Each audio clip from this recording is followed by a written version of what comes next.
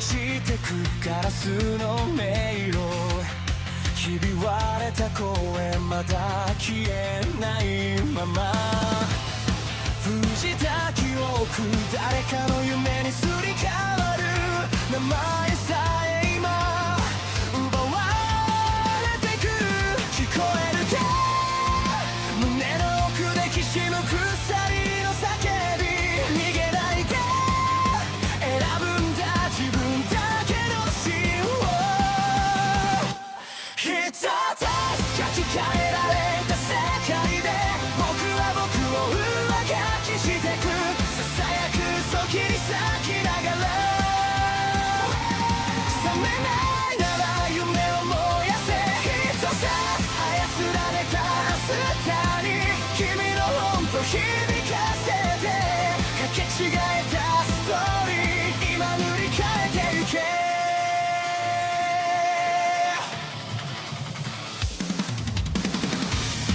黒いタイピン運命にコードが刺さる、笑うシステム感情を食らう。震えた指でログアウト先を探してる。でも君の手が確かにここにある。忘れるな偽物でも選ぶ痛みはリアル。奪えない願いだけが最後のパスワード。一つ書き換えられた世界で僕は僕を上書きしてく。ささやく嘘切り裂きながら、覚めないなら夢を燃やせ。一つ操られた明日に君の本と響かせて、かけ違えたストーリー今塗り替えてゆけ。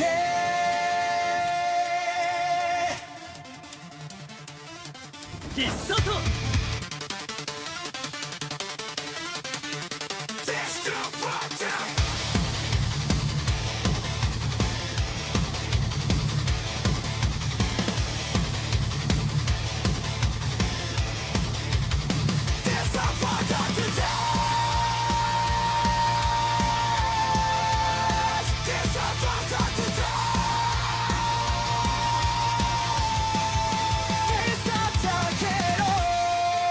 君の声で暗いスクリプトを壊して、一つ書き換えられた世界で僕は僕を更新してく。挟むく影抱きしめながら、傷ついても夢を離すな。一つ操られた未来を君と一緒に飛び越えて、交差してくストーリー今始まりに帰ろう。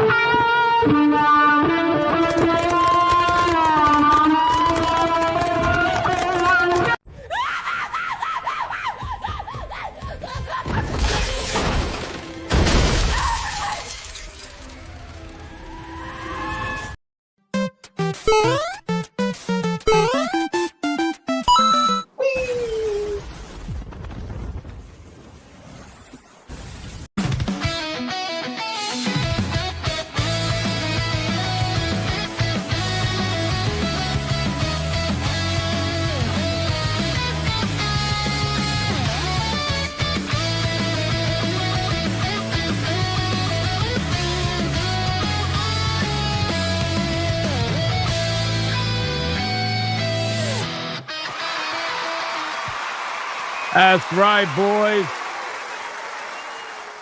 That's right. Welcome, everybody, to another episode of Hypnocast. We are live, man.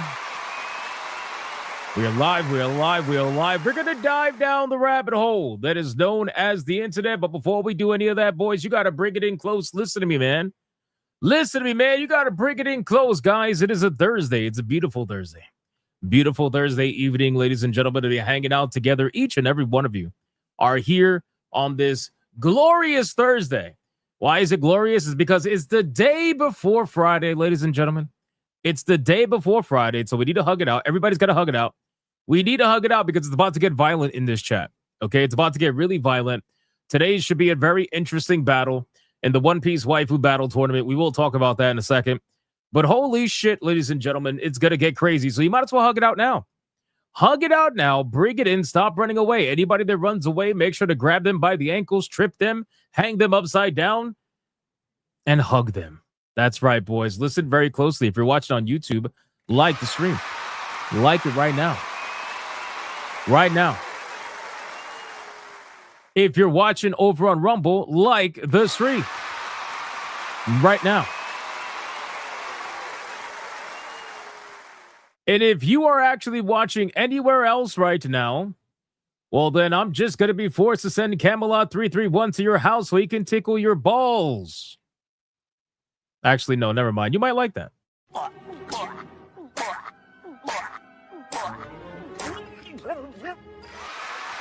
But like the stream regardless. Like the stream regardless. Guys, can I get a mic check? Mic check, titty check, balls check. What's going on, man? What is going on today? Oh, man, it's quite interesting, to be honest with you guys. We got a lot of trailers to look at today. A lot of trailers. I think like 3 of them. 3 trailers to look at today, ladies and gentlemen. We got some early access releases. We got a AAA game about to release. We got all kinds of shit. But one of the most interesting things is the Saros mega fans. The Saros mega fans, because, you know, time has finally passed. They're starting to figure out what the game is actually about. They're starting to figure out what the ending is about.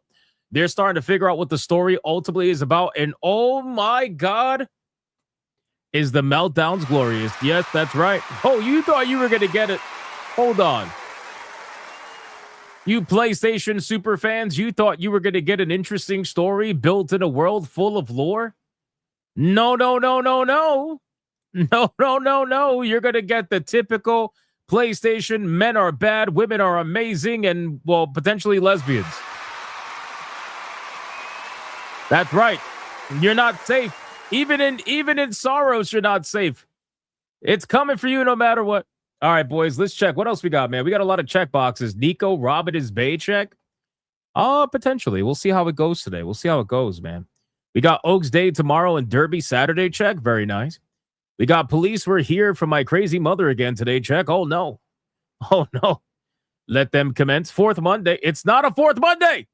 Getting the Steam controller day 1 check. Absolutely. Same here. Same here. 100%. Gamers win check. Maximum loyalty check. We got, of course, check. We got Tales of Eternia remastered announced check. Oh, really? Really? I got to check that out. No pun intended. We got Punjab check. We got no work tomorrow in mix check. We got Heresy must be purged check. We got Fentanyl check. We got Hypnoticus by Profit check. We got EDF check. We got No Touch of the Golden Throne check. We got a VTuber got arrested in Britain check. Oh, I saw that. Is that the one who got arrested for, like, supposedly their own art or whatever? I don't really know who this person is. I just know they got arrested and they said it was because of their own art or some shit like that. I'm sure it was some like gooning shit, probably. Hey, it's the UK, man. It's communism under the guise of freedom. Spent all day prepping Warhammer figures for priming. Nice. Man, Old Man K lives the best life, let me tell you. Let me tell you, man. We got built a new Lego set. Good shit. I have to find time. If I call out randomly next month for 1 or 2 days, it might be because I'm trying to build my Lego Harry Potter Hogwarts Castle set that I've been sitting on for like 6 fucking months. I gotta make it happen. All right, boys, listen, ESG scores are at their maximum. We're fully funded. Like the stream. Let's go. Let's go. Let's do the Bigot Army roll call. We're going to see who is in this chat right now. But before we do any of that, guys, as mentioned, today is the second battle in the next round of the One Piece Waifu Battle Tournament.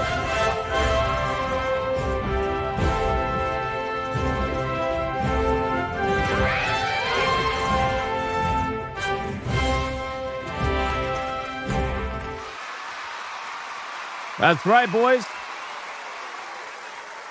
Today's battle is gonna be bloody, ladies and gentlemen. Yamato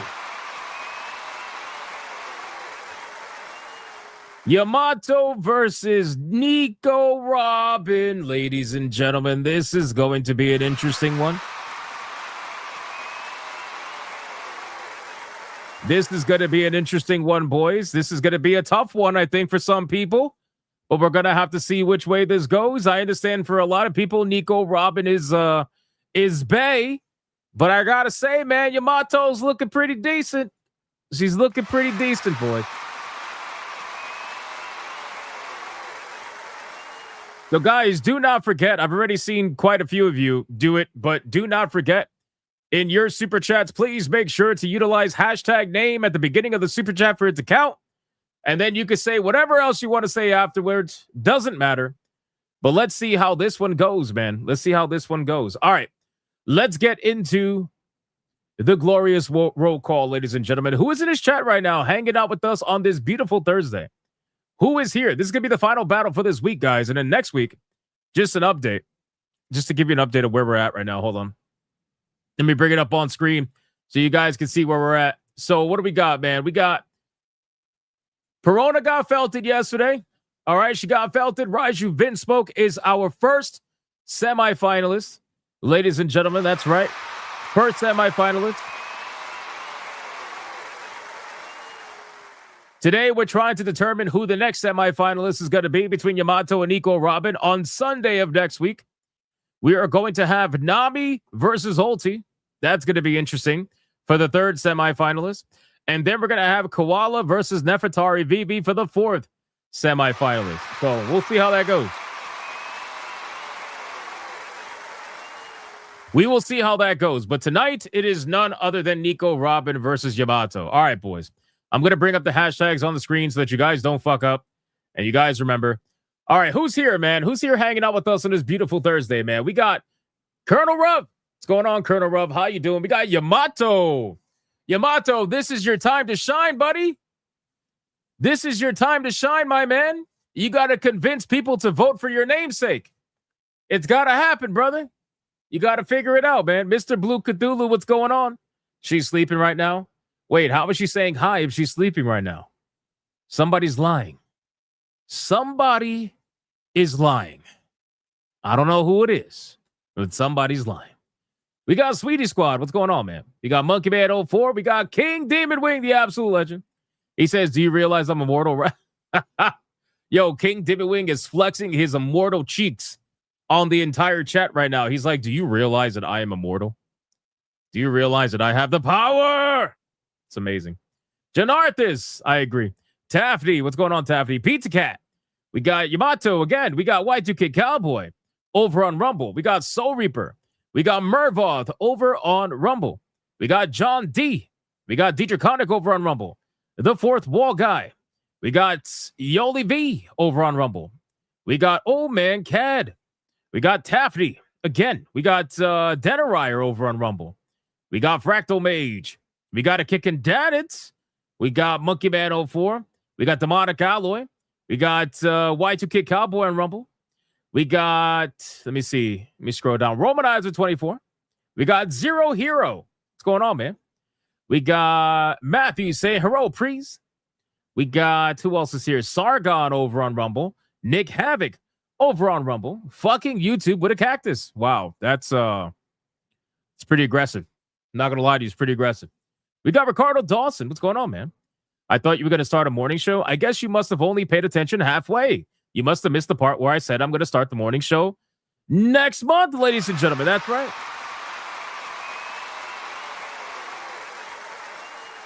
That's right. We got, where we at? Dark Lord Gaming. What's going on, brother? How you doing? We got Light Variant over on Rumble. Limitless Andre says, "Hail all, I can't choose." Well, you're going to have to pick one, my man. You're going to have to pick one. We got Oliver Adam. What's going on, Oliver Adam? We got Ron DFK. We got Mr. Cougar 9. We got Cliff 420. What's going on? We got Raza over on Rumble. What's going on? We got Griffin. What's going on? Griffin says, "I'm back." What's going on, Griffin? We got, let me see. Who else is here? Let me scroll down. Fourth Wall Guy. We got Tuku Curry. We got Omega Man. Beautiful Zexel. What's going on, dude? All right, 4 more people. Then we got to get on with the show, man. Pokey Race. What's going on, man? We got Shinville. Yeah, I'm pretty sure. Kind of sure. We got Timothy. What's going on, Timothy? We got Ray over on Rumble. What's going on, dude? Masterly Zulu. Cheeky Flows. What's going on, dude? We got, let me see. We got Vice Admiral Deku of Mars says, "Sorry, I'm late. It's all good, man." We got Single in Bits. What's going on? Chaz Dragoon. "I returned with pizza." Everybody jump Chaz right now for some pizza. And last but not least, we got Michelle Carajo. We got, who else? Let me see. Hickory Excalibur says, "We outside." We got Saint Adjacent. What's going on, man? And we got, J Sims, the comics dad over on Rumble, and Kratos Snape with the side of Dark Sisaloco, and Low Tech Viking. All right, guys, listen, called out as many people as I possibly could. Sacrifice your fellow Bigot Army member. It's a Thursday, boys. It's a Thursday. The second best day of the week, ladies and gentlemen. It is a Thursday. Sacrifice your fellow Bigot Army member. And let's see who is going to get the final call out on this beautiful Thursday. Who is it going to be, man? Who is it going to be? We got Vice Admiral Deku says, "No homo, no furry. Pineapple does not belong on pizza. And neither does the money shot. Go down by 3. 1, 2, 3. The Abyss, known as my tutor hole, protected by the power of my lustful lover, Erza Scarlet. Una reverse blocked. Go down by 2. 1, 2. No censorship. No Diddy, no BS. Max train defense penetration. Una reverse, no block. Well, I mean, he was guarded by the Una reverse, so we're going to go down by 1. I'm sorry. Just what we're going to do. Soul Reaper, no chair call. No Sony game lockout. No Melanie Mag. Booty hole protected by Tsunade Senju Uzumaki Barrage combo. Against Una reverse, down by 5. 1, 2, 3, 4, 5. Holy shit. You know, I actually don't feel bad about this one. I actually don't feel bad about this one. Not going to lie to you. I'm not going to lie to you. I don't feel bad about it at all. I'm actually very happy with the outcome. Very happy. Congratulations, Hattie. You are the recipient of the money shot today.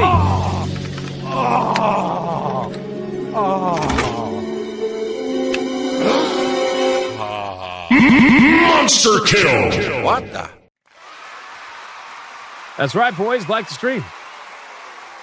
Like the stream. All right, man. Listen, let me take down the hashtags. You guys already know who we're voting for. Let me know in the super chats. I will gladly read them, and we will see who is going to win today's battle. Guys, we got a lot we got to talk about today, all right? In terms of topics, first off, we got a lot of trailers to react to. All right, we're going to be taking a look at the 007 extended new trailer that they released. It's like 10 minutes long. We're going to take a look at that, see what's going on with 007. We're going to take a look at Subnautica 2.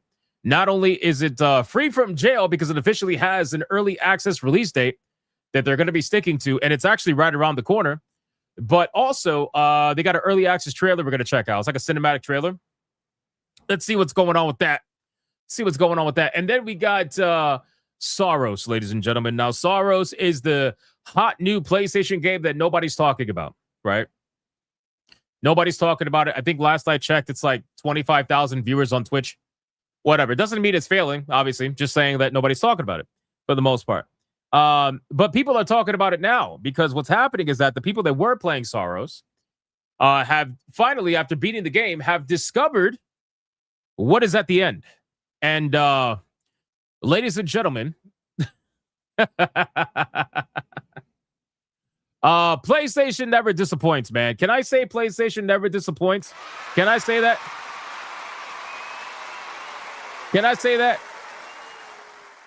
PlayStation never disappoints when it comes to their stories, ladies and gentlemen, because God, it is always something that is going to be great to look at from the outside.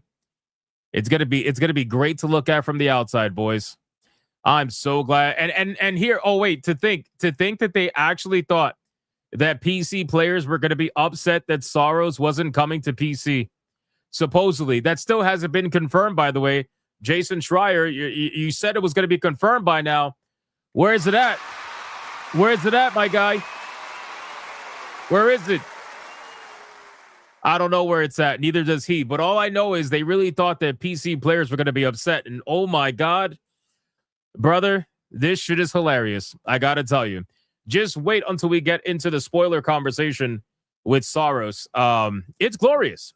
It's glorious. It's your typical, man is bad. Men are bad. Woman did nothing wrong. You have to admit your mistakes to the woman. You know what I'm saying? And there is one unconfirmed report. I haven't been able to confirm it yet. But woman leaves man for black lesbian. I don't know, bro. It's just crazy. Crazy. Anyway, typical PlayStation shit. We got a lot we got to go over, boys. But, before we do any of that, we got to do pre-stream legends.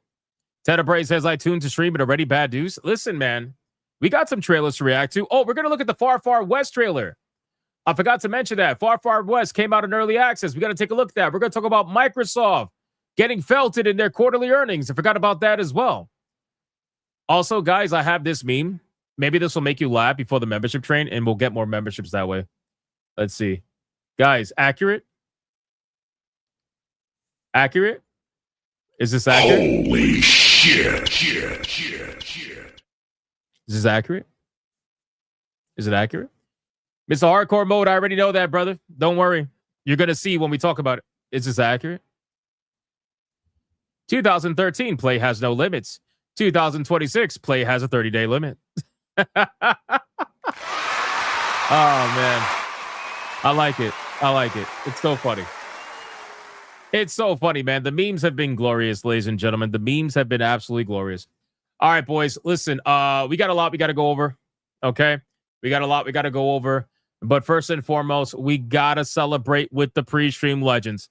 And since Mr. Hardcore Mode came into the chat and doubted my journalistic integrity, even though I'm not a journalist, since he doubted my journalistic integrity, that means he has to lead the membership train today. Mr. Hardcore Mode, are you ready to lead the membership train today, buddy? Are you ready? Is Mr. Hardcore Mode ready? I don't know if he's ready.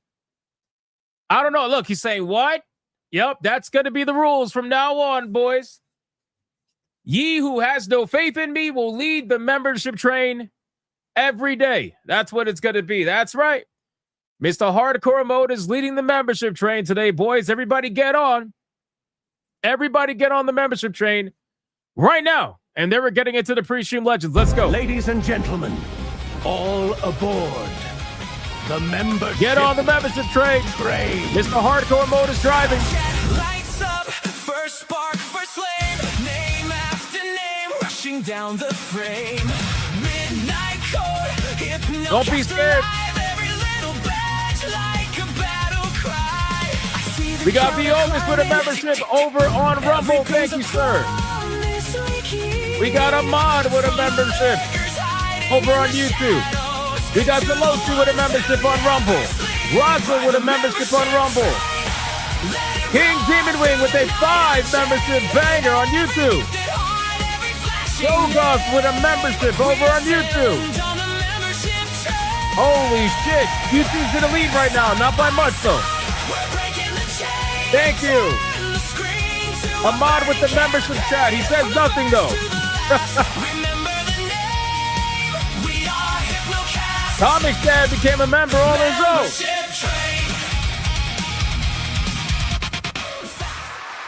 Holy shit. That was a crazy membership train. Oh, Dexter Bell came in at the last second with the membership like a boss, putting YouTube well in the lead. Kratos also becoming a member on his own. What a fucking legend, man. Holy shit. What a legend. What a legend. Why do people keep saying I stole from the Polar Express? I take offense to that, all right? I take offense to that, bitches, okay? I didn't steal from the Polar Express. What it was is that the Polar Express went forward in time and saw my video and then went back in time and did it first. You understand? You get what I'm saying? All right, so come on, man. Come on, let me rock. All right, boys. Pre-stream legends. Pre-stream legend. YouTube and Rumble killed it. You guys killed it on the pre-stream legends. Thank you guys so much. Let's get into it, man. Starting us off, as always, what a fucking legend, man. What an absolute legend. Look at this guy. Look at this guy. King Demon Wing. Even after yesterday, after dropping God knows how many memberships yesterday, the guy dropped the 50 membership fucking mega ultra hyper banger at the beginning of the stream. And he's like, you know what? Wait, I got 10 more. I got 10 more. And the chat screamed.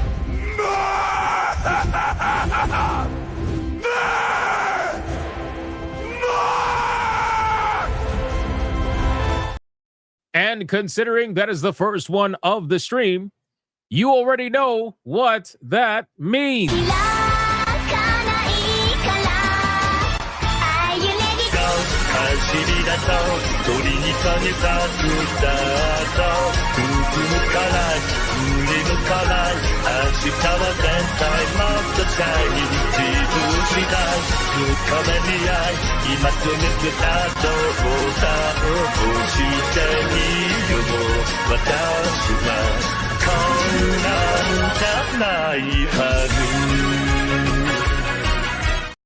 Shout out to King Demon Wing.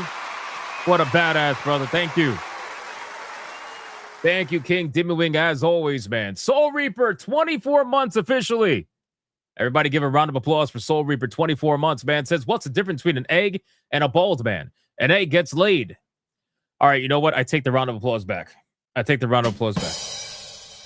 But we're still going to thank him anyway. 24 months. Thank you, sir. That is a long time. That is a long time. Thank you. Ron DFK with a 5 for the first vote in the battle tonight.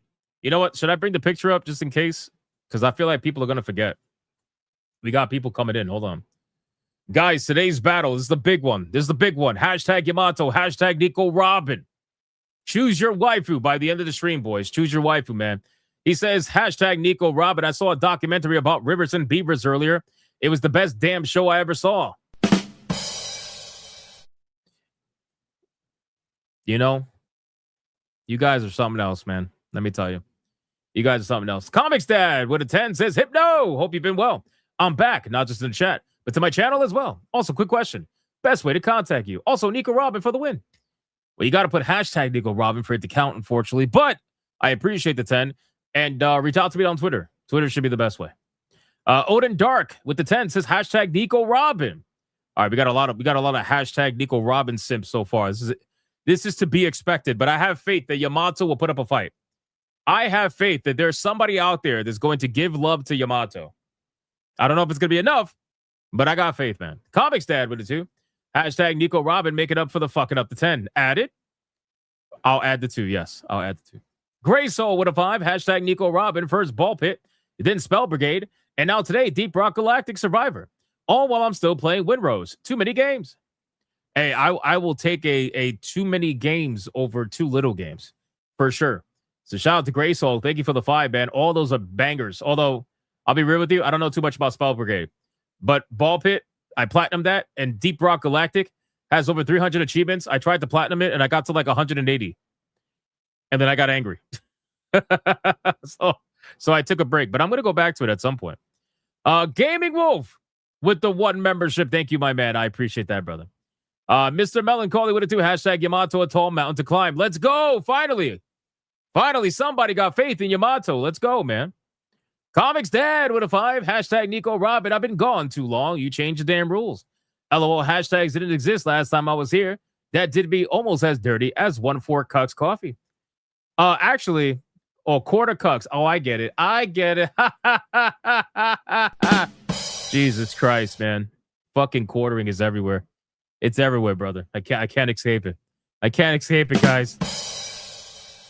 I can't escape it. The hashtag thing is only for the One Piece waifu battle tournament. It's a tournament, that's why. It's not the regular waifu battle. That's why we're doing it all stream long, and that's why we're doing hashtags so that we can kind of spot, between the super chats that come in. That's all. The base wizard with it too. Hashtag Yamato, but does that make me a furry? No. It still works, man. Shout out to the base wizard. Thank you. DJ Conic with a 5 for hashtag Yamato. All right. We got some Yamato lovers in here, man. We got some Yamato lovers. Let's fucking go, man. Speedy Cake with a $20 banger. Hashtag Robin, vote for her or lose your Nico kneecaps. I should deduct 50 points from Gryffindor just for that fucking... What the fuck was that? Nico kneecaps? Oh my God, brother. What are we doing? King Damon Wing joining in on this with a super chat. This man is usually membership only, but he's over here getting ready to felt with a $100 Red Boy Hyper Bagger.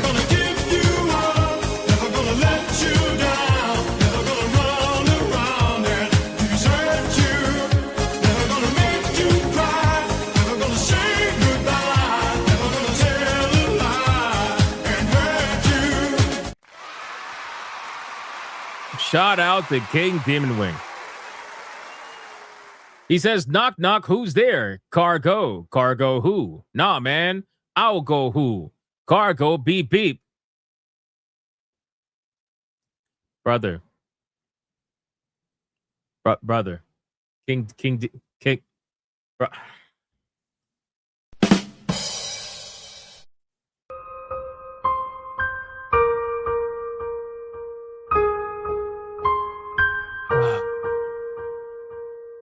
King Demon Wing.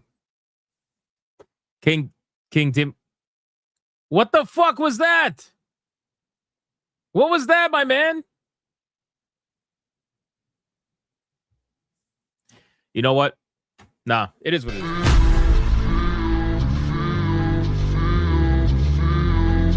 All right, this is the last one. This is the last one.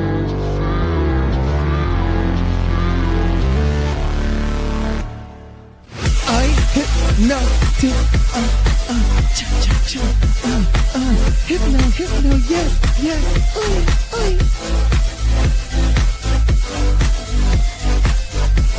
big strong beefy man.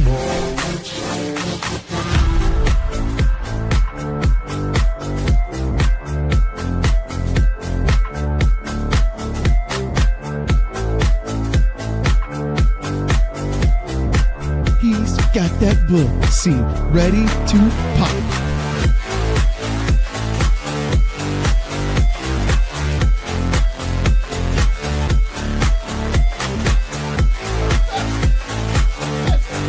This man said perfection, brother. You're gay as hell, boy. You're gay as hell.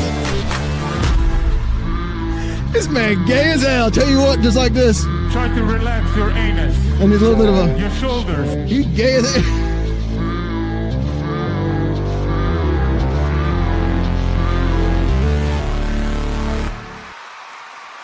Yep, that was Old Man Cad's favorite clip. Old Man Cad's favorite clip is Banana Alex, man. Great job, King Demon Wing, giving Old Man Cad his favorite clip. We love to see it, man. We love to see it. Thank you so much. Ahmad with the membership. King Demon Wing with the 5 memberships. God damn, he's killing it today, man.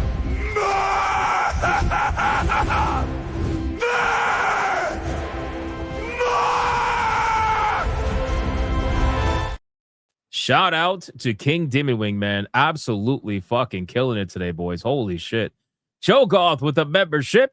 Ahmad for 16 months says absolutely not. That's a long time, man. Thank you. Thank you, Ahmad. We got Comics Dad becoming a member on his own. Thank you. We got Dexter Bell with the membership. Thank you. Kratos Snape becoming a member. Thank you, sir. And then Secret Final Boss with a 2 for hashtag Yamato Nico Robin. That is going to count completely for Yamato, because there is no splits according to the rules of the Waifu Battle Tournament. That's right. That's right. Thank you, Secret Final Boss. I appreciate that. Let's go over to Rumble. Rumble, what do we got going on, man? I know you guys are awake. I don't have to ask you today. I know you guys are awake, man. What do we got? Y2K Cowboy. Look at this legend, man. Y2K Cowboy with the membership. Thank you, sir. I appreciate that. And then we got Deidre Kotick with the membership as well. Thank you so much. You guys always holding it down over there. Y2K Cowboy following it up again with another membership. Thank you. Sean Sora with $1. Hail Hypnotic. I called PlayStation and filed the customer complaint on the DRM timer. and requests that it was sent to the people who made the decisions. That talk was cordial and it was productive. Hail 199. That is awesome, Sean Sora, but I'm going to give you a little bit of reality, okay? I love you, brother, but unfortunately, that is going to go literally nowhere. Whoever accepted that complaint on PlayStation's behalf, it went in one ear and out the other, and it went absolutely nowhere. But I'm glad that you called them, though. Because if they say they're getting a lot of complaints, well, that's good. That's good. Thank you, Sean Sora. I appreciate that, my man. Y2K Cowboy with the membership. Thank you, sir. I appreciate that. Sean Sora with another $1. You know that I noticed the few Sony chill that exist complained about Xbox DRM 13 years ago, yet they're defending Sony doing the same decisions. They were alive during this time. Is it stubbornness or being naive? Well, in all actuality, I don't think it's either. I think that it's not being naive because they know exactly what's going on.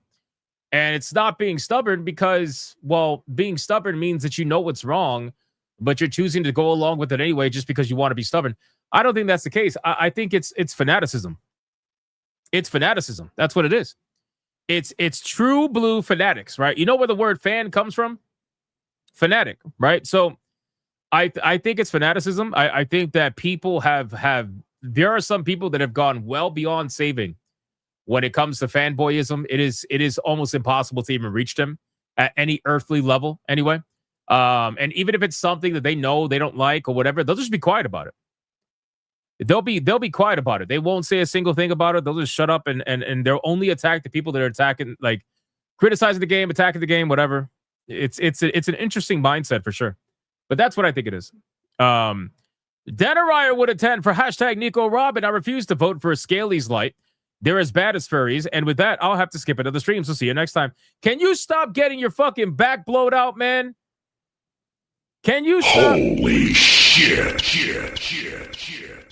We're used to having you here for the whole stream, man. I don't have you here cheering every time the banana clip shows up. It's because you're too busy gooning. You're too busy gooning. Can you stop? Can you stop, Denariah? Jason says, nah, he can't. Oh, my God, man. Denariah. Come on. God damn it, man. Draconic with a 5 says, hashtag Nico Robin. Thank you. I appreciate that. I can't believe the Denariah is leaving us, man. This is crazy. This is crazy. I thought we were cool. Viovis with the membership. Thank you. Zelosi and Raza both with the memberships. Thank you both. I appreciate that. I appreciate that very much. Look at all the banana spam in Rumble. Look at this. Look at this. Look at all the banana spam in Rumble. And you know who's not here swinging his banana? Denariah. It's because he's getting his banana played with right now. Come on, man. What kind of shit is this? Anyway. All right, boys. We're caught up on Rumble. Thank you, Rumble, so much. You guys are amazing. We got one more over on YouTube. Odin Dark the Third with a 5. Hashtag Nico Robin. How much did it cost Robin to escape O'Hara? Definitely not a Nico.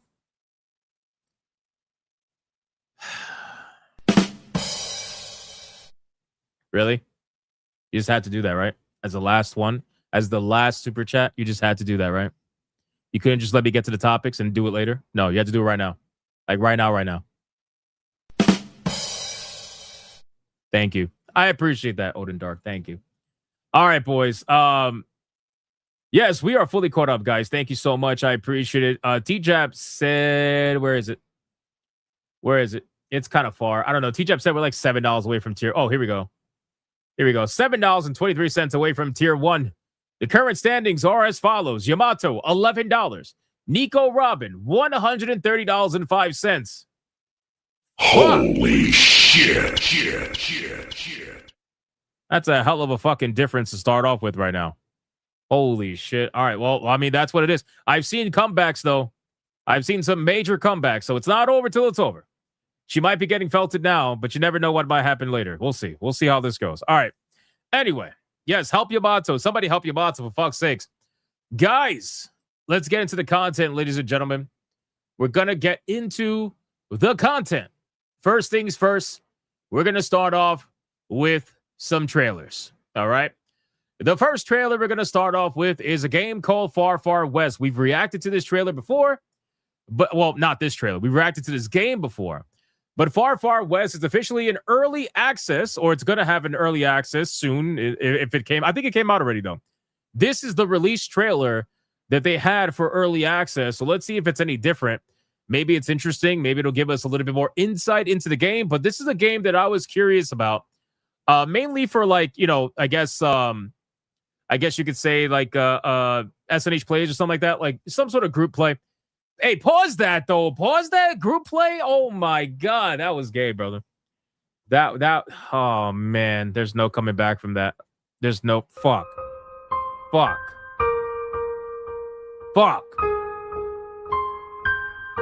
Shit. Anyway, so like an SNH play is kind of a thing. All right, and let's check it out. Let's see what we. It's not sus. It's not sus. All right. So let's play this and see what we got. Here we go. I didn't see it.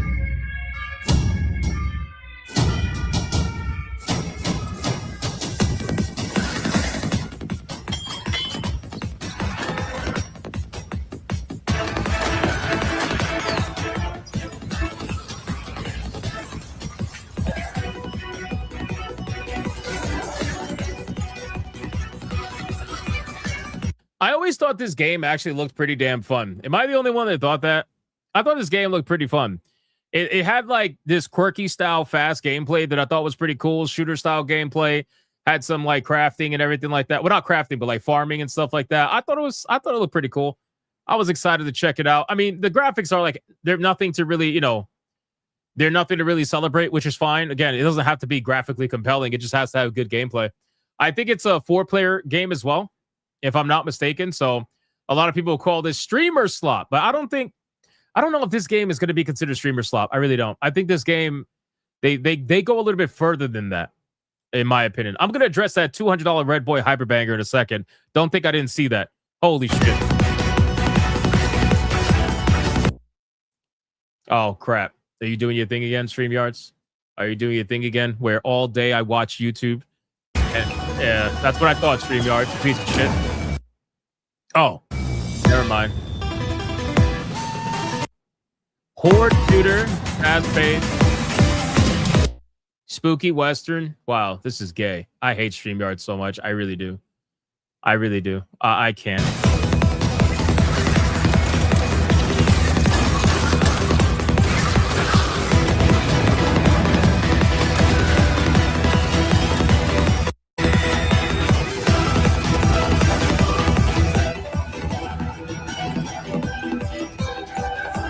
I like the music. Yeah, I gotta be honest. I think this game looks pretty cool, personally. I think the game looks pretty cool. I would not mind checking this game out. The only unfortunate thing, it's early access, and I cannot stand the constant early access releases. I can't stand it, man. I just can't stand it. Because I don't want to get burned out on the game before it actually fully releases, number one. And number two, there's no fucking achievements in an early access game at all. So you don't even have that. Like there's but in any case, it is what it is. I do think the game looks good though. I think it looks fun. I would honestly be very curious to check this out. And I don't know if there's different kinds of like, how do I put it? I don't know if there's different kind of like weaponry and stuff like that. It seems like there was pistols, a minigun, there's a bow and arrow, there's like a rifle / shotgun. I don't know if they're like class specific or character specific or whatever, but it seems pretty interesting regardless. So we'll see how this goes. But ultimately, I'm interested. Maybe we could do an SNH Plays. I'm honestly, I want to bring SNH Plays back, but I'm so tired of being fucking what do you call it? Like the SNH ducking me on Counter-Strike. I'm so tired of it. And then this weekend, we're not gonna have Leon or Sebi. So they're both gonna be gone from SNH this weekend. So what am I gonna do? Fucking play video games with Kate and Atreus? They're just gonna want to play Arc Raiders all day. That's it. Anyway. All right, we got to address this shit, man. Guys, what the fuck is going on? Nico Robin fans, I hope you realize that it's not going to be as easy as you thought it was going to be, because Matthew Fritz came out of nowhere with the $200 Red Boy Ultimate Hyperbanger for hashtag and motto. It says it's all about the horns.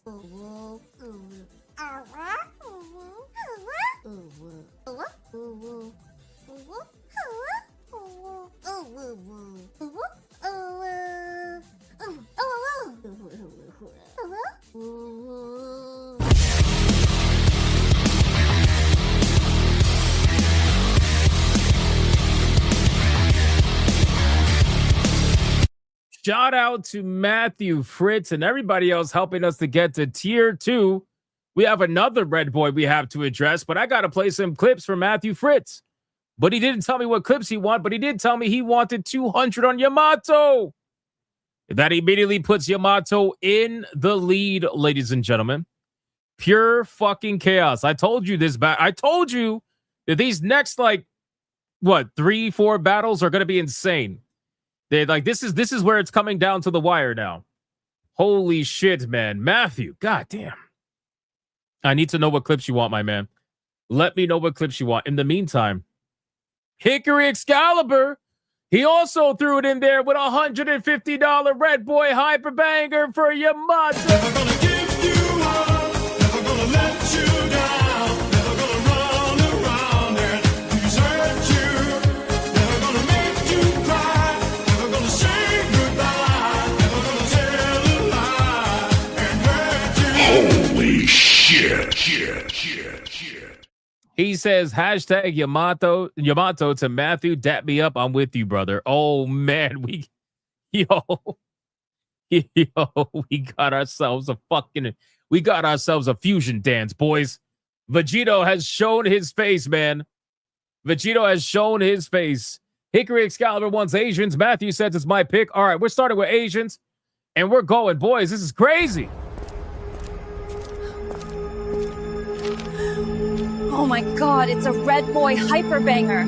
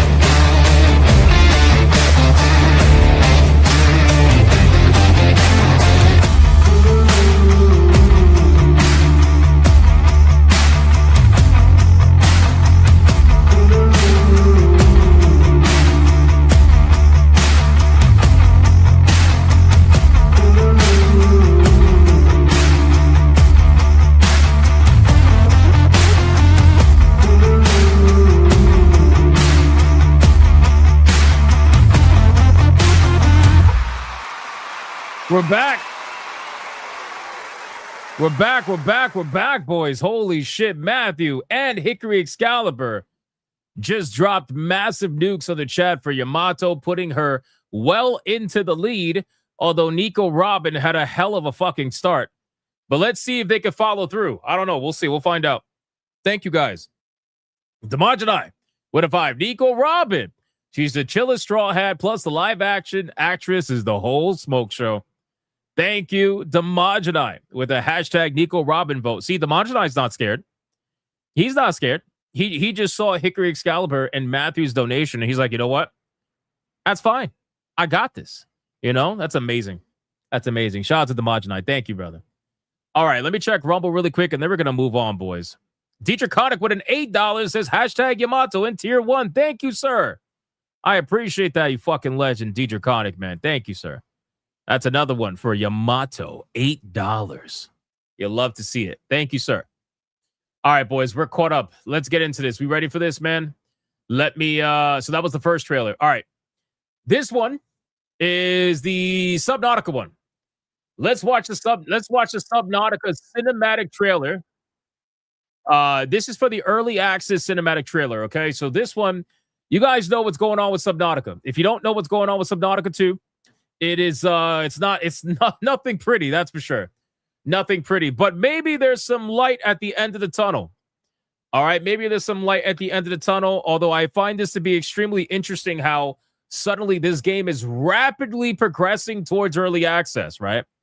Considering the story that Krafton tried to sell us in the beginning, when all this first went down, they said the game was not ready. It was nowhere near ready, and that's the reason why they denied the bonuses. And then the former CEO was like, no, it is ready. We were ready to launch it, and they knew we were going to launch it, and they knew we were going to get the bonus, and they tried every way not to pay us. Come to find out, due to the ChatGPT logs of the CEO of Krafton, or whoever the hell was in charge, he actually was trying to find a way to not pay these people, which is pretty hilarious. So anyway, so now the former CEO that was in charge of Unknown Worlds before he got fired by Krafton and then rehired because of the court case, he's moving along. They're trucking along, boys. And this game is going to be releasing into early access May 15th. I believe that's the date. So this is the cinematic trailer that they released for the game. Let's see what it looks like, and we're going to go from here. Here we go. 3, 2, 1, go.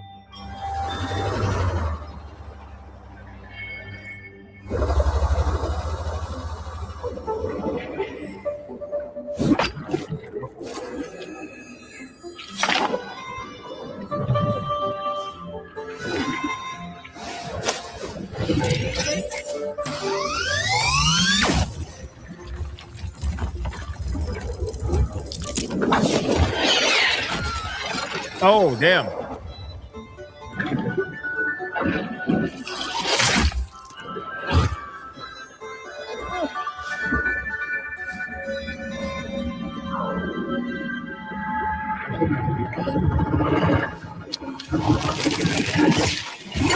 I think Leon should play this game. I heard he likes being in the corner.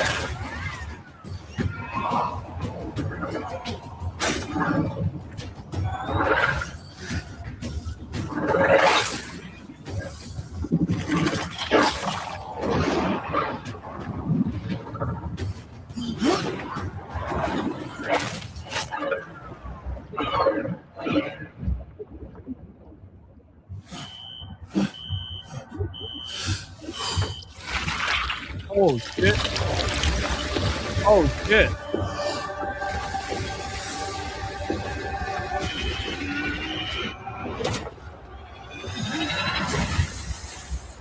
Nice.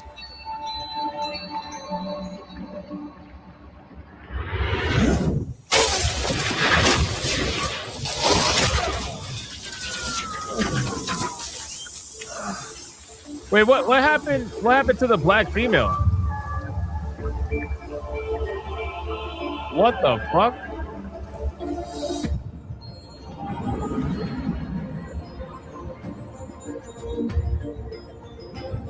Oh, sorry, May 14th. My mistake. May 14th, not May 15th. Whoopsie. What happened? What happened to the black female? Wasn't there like a in their first trailer? They called her the frog lady or whatever. What happened? She got eaten. She's cooked. She's done. She's done. I guess. So I mean, hey, listen, for the Subnautica fans out there, I know a lot of people. I'm sure there's a lot of people that are super excited about this because they, it kind of sucks because the players are the ones that got felted by this, right? The players are the ones that got felted by all the fucking drama between the developer and the studio, and it was terrible. People were just like, hey, when's this game coming out? Like, we're just looking forward to the game, and then it's like basically watching mommy and daddy fight nonstop for like a year. How long has this been going on? A year, maybe a little bit more than that. And now we're finally getting a release date. But again, this is for early access. This is not for the actual video game itself. Whereas the in-game footage, I don't think they released any in-game footage, which is a little bit suspicious. But I will check the official Steam page and see if there's anything that we can actually take a look at really quick. Let's see. Subnautica 2. Did they release any in-game footage? Not from what I can see. I mean, there is screenshots, but this is the only trailer that they actually have on the platform right now. So these are just a couple of screenshots from the game. There you go. I mean, I know they showed off gameplay before, but I don't see any trailer that actually shows gameplay right now that's recent anyway. So this is all they got. I guess they must have redone their store page, maybe. They probably redid the whole page and updated it. I mean, the game looks gorgeous from a graphical perspective. I like this art style. It reminds me of Power Washing Simulator. It's pretty much the same kind of art style. But you know what I worry about? I worry about the fact that, okay, so the game's coming out. That's great, right? It's coming out in early access. It looks like the CEO that was reinstated, it looks like he's doing his job, and they're going to get this game out there in players' hands, and people get to experience it in early access. That's all fine and dandy. What happens afterwards, though? Like, that's the question. What happens afterwards, right? Like, even if this game is good, it's great, whatever. How is this game going to be worked on, updated, and maintained by a group of people that absolutely can't fucking stand each other?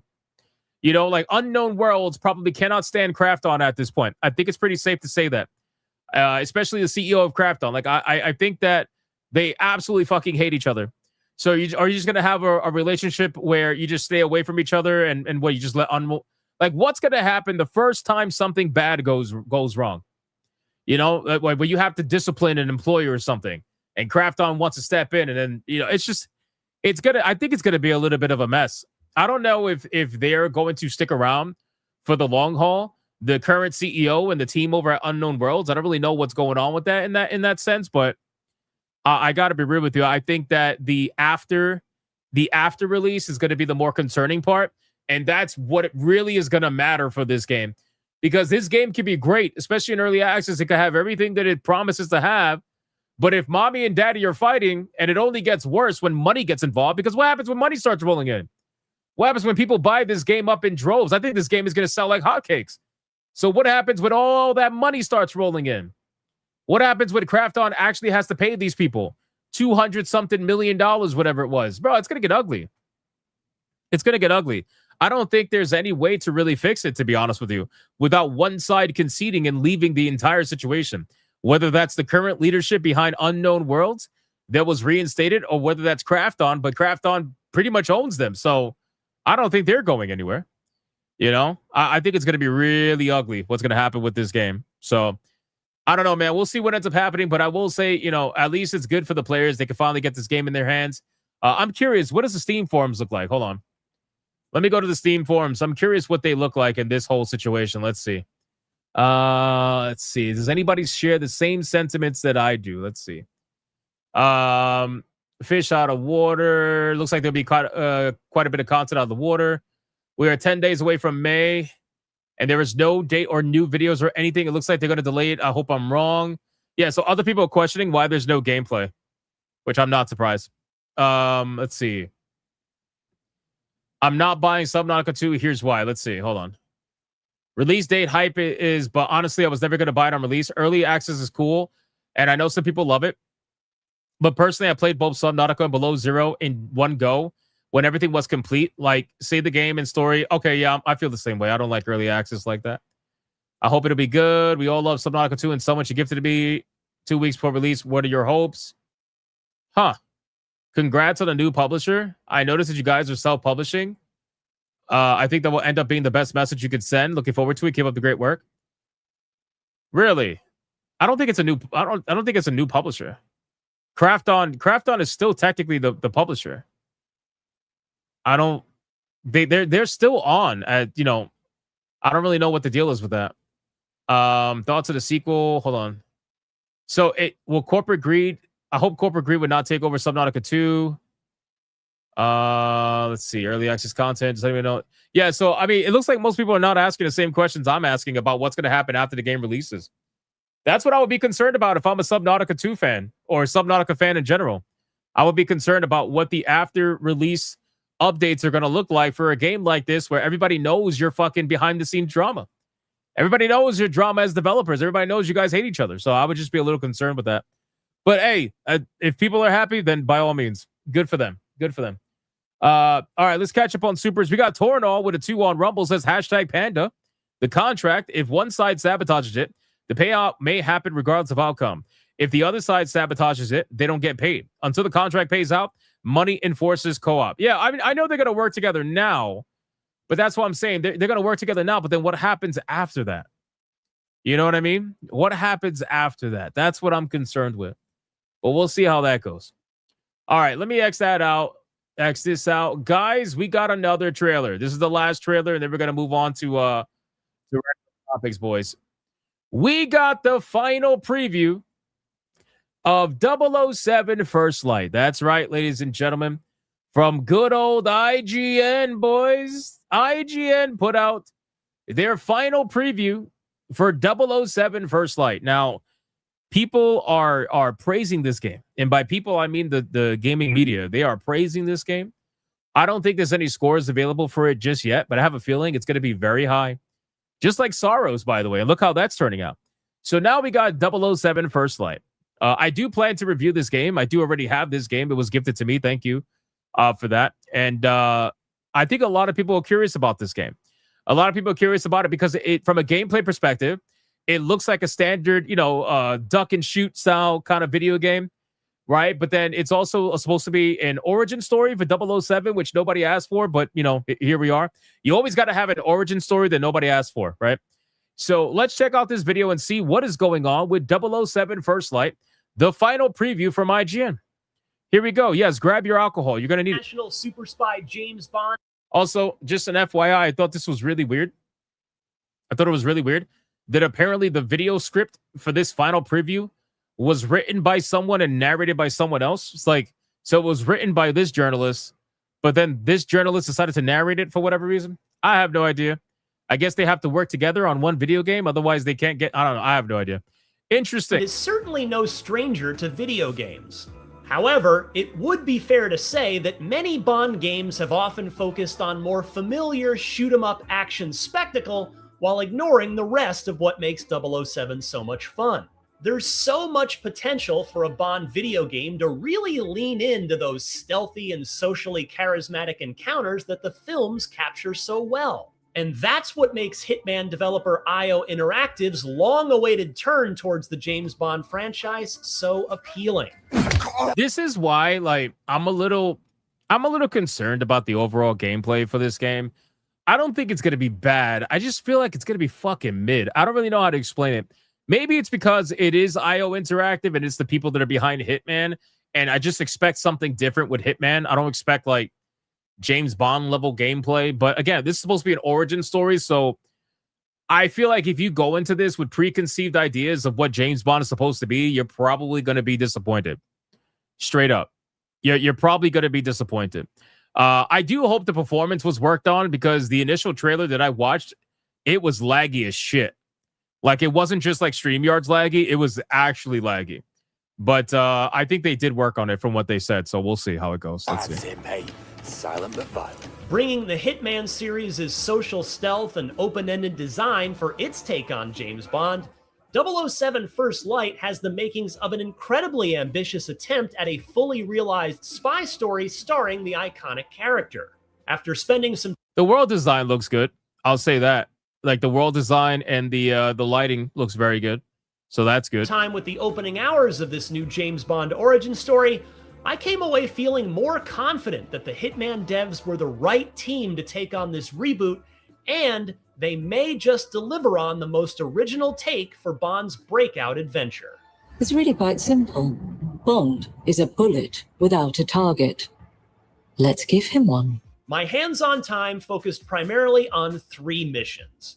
The opening mission set in Iceland, the MI6 training set in Malta, Italy, and a spectacle-driven infiltration and escape set at a ritzy gala in London's Kensington Borough. As a modern origin story, 007 First Light focuses on Bond's early days as an MI6 recruit and on the decisive missions that grant him his status as a true 00 secret agent. Listen carefully. You have less than 1% chance of success. Now stand down. I'll take those odds. Kicking off with an explosive mission in Iceland, Bond encounters a ruthless organization stealing secret technology. Well, I agree. I think James Bond should be an action-focused video game. But again, it's having the preconceived ideas about what Bond should be. It's naturally going to lead to some disappointment, I have a feeling, depending on how IO Interactive actually goes about this game. If they tend to go with their Hitman routes and they make it a little more stealth-focused or give you the option to pursue that more so than action, I think people will be disappointed. But I don't think that's going to happen here. From what I saw in the trailers, a lot of it's action-focused. So unless they're hiding the stealth elements, that's also a possibility. I don't know. It's a tough call on this one. At a remote facility, setting off a global chase to find those responsible. After being recruited into the agency, Bond partners up with reimagined takes on Q, Moneypenny, and other original characters who guide him and help him earn his place within MI6. There's been a variety of tones across the Bond franchise, ranging from gritty spy thrillers to more over-the-top comical spectacles. From my hands-on time with First Light's opening missions, it certainly lands more so in the slick and punchy style of both the Pierce Brosnan and Daniel Craig eras of Bond. But as a game, First Light is a balance between IOI's Hitman series and its focus on choice and consequence gameplay within a structured, spectacle-driven narrative similar to Naughty Dog's Uncharted series. Who do you work for? It's a very character-focused take on a stealth-driven action-adventure game, which packs in a lot of personality and charm. So you heard what he said, stealth-driven action-adventure game. How do you have a stealth-driven action-adventure? Yeah, it's going to be stealth-driven, but it's an action-adventure. I mean, I guess I understand what they're saying. It's just, I don't know, man. It's a curious thing for sure. Showing how Bond came into his own as a spy, even when his attempts don't go Holy shit, look at Draco Malfoy over here. God damn, I guess this is his new role. I don't know. Smoothly. Ouch. This aspect also comes through in Bond's approach to engagements, which really sells his status as a well-trained yet still impulsive 20-something spy who can make the most of every opportunity. The training stage in Malta, Italy served as a good primer to the flow of First Light's take on stealth action. I gave this stage 2 attempts to see how much it would change with my choices, which was a good way to comprehend how the balance between stealth and combat works. Generally, the goal is to avoid suspicion from foes. Well, anybody who knows me knows that in these kind of video games where stealth is implied or heavily relied upon, everybody knows I'm one of by far the best stealth gameplay people like on YouTube. Like when it comes to stealth gameplay, I am number one. And I'm gonna play this game and I'm gonna go a full stealth playthrough, guaranteed. It's gonna be amazing. You guys should watch it. You'll never see stealth like what I can do. It's gonna be incredible. Like I'm gonna go 100% stealth playthrough. You guarantee exactly stealth tax. Guaranteed. If you stealth fail, tax. you'll need to contain the situation. We won't fail. We won't fail. If things escalate and suspicion reaches a boiling point, guards may become hostile and even call in reinforcements. That's fine. We're never going to get there. We're going to be stealth all the way. Each scuffle with enemies is an isolated encounter, helping keep engagements from spiraling out of control for the mission. Firearms are often a last resort, And that's where melee combat fits in as the preferred choice for taking out enemies. It does well to showcase how brutal and quick Bond can be in taking down foes. However, I did feel it was a bit cumbersome to find the flow of fistfights, especially with multiple enemies coming in. First Light is a spy game. I was going to say that I hope with the melee combat that it is more on the brutal side. I want it to be a little bit more gritty, a little more brutal, right? I don't want it to be fucking soft and there's no impact on the hits and stuff. Like I want there to be some good sound to it, some good hits to it. It sounds like there is, so I'll give them that. That's good for the most part. But no blood though. You guys notice no blood? There's no blood on this whatsoever. It's weird. Through, and I certainly had options at my disposal. In addition to ruthless aggression with Bond's fists and firearms, he's also got a handy Q watch and Q vision gadgets. In a similar vein to Watch Dogs, you can perform quick hacks and dismantle objects in the environment to create setups or distractions. This opened up some amusing moments where I could use a broken... Oh, dude, Sleeping Dogs had some of the best melee gameplay, man. It was fucking incredible. It was incredible. Sleeping Dogs is one of those games that it stands the test of time so goddamn well. It's unbelievable. It really is. Fax machine or radio to draw a target in. I don't know if this is going to be as good as that, obviously. Or lock them in a room to keep them out of sight.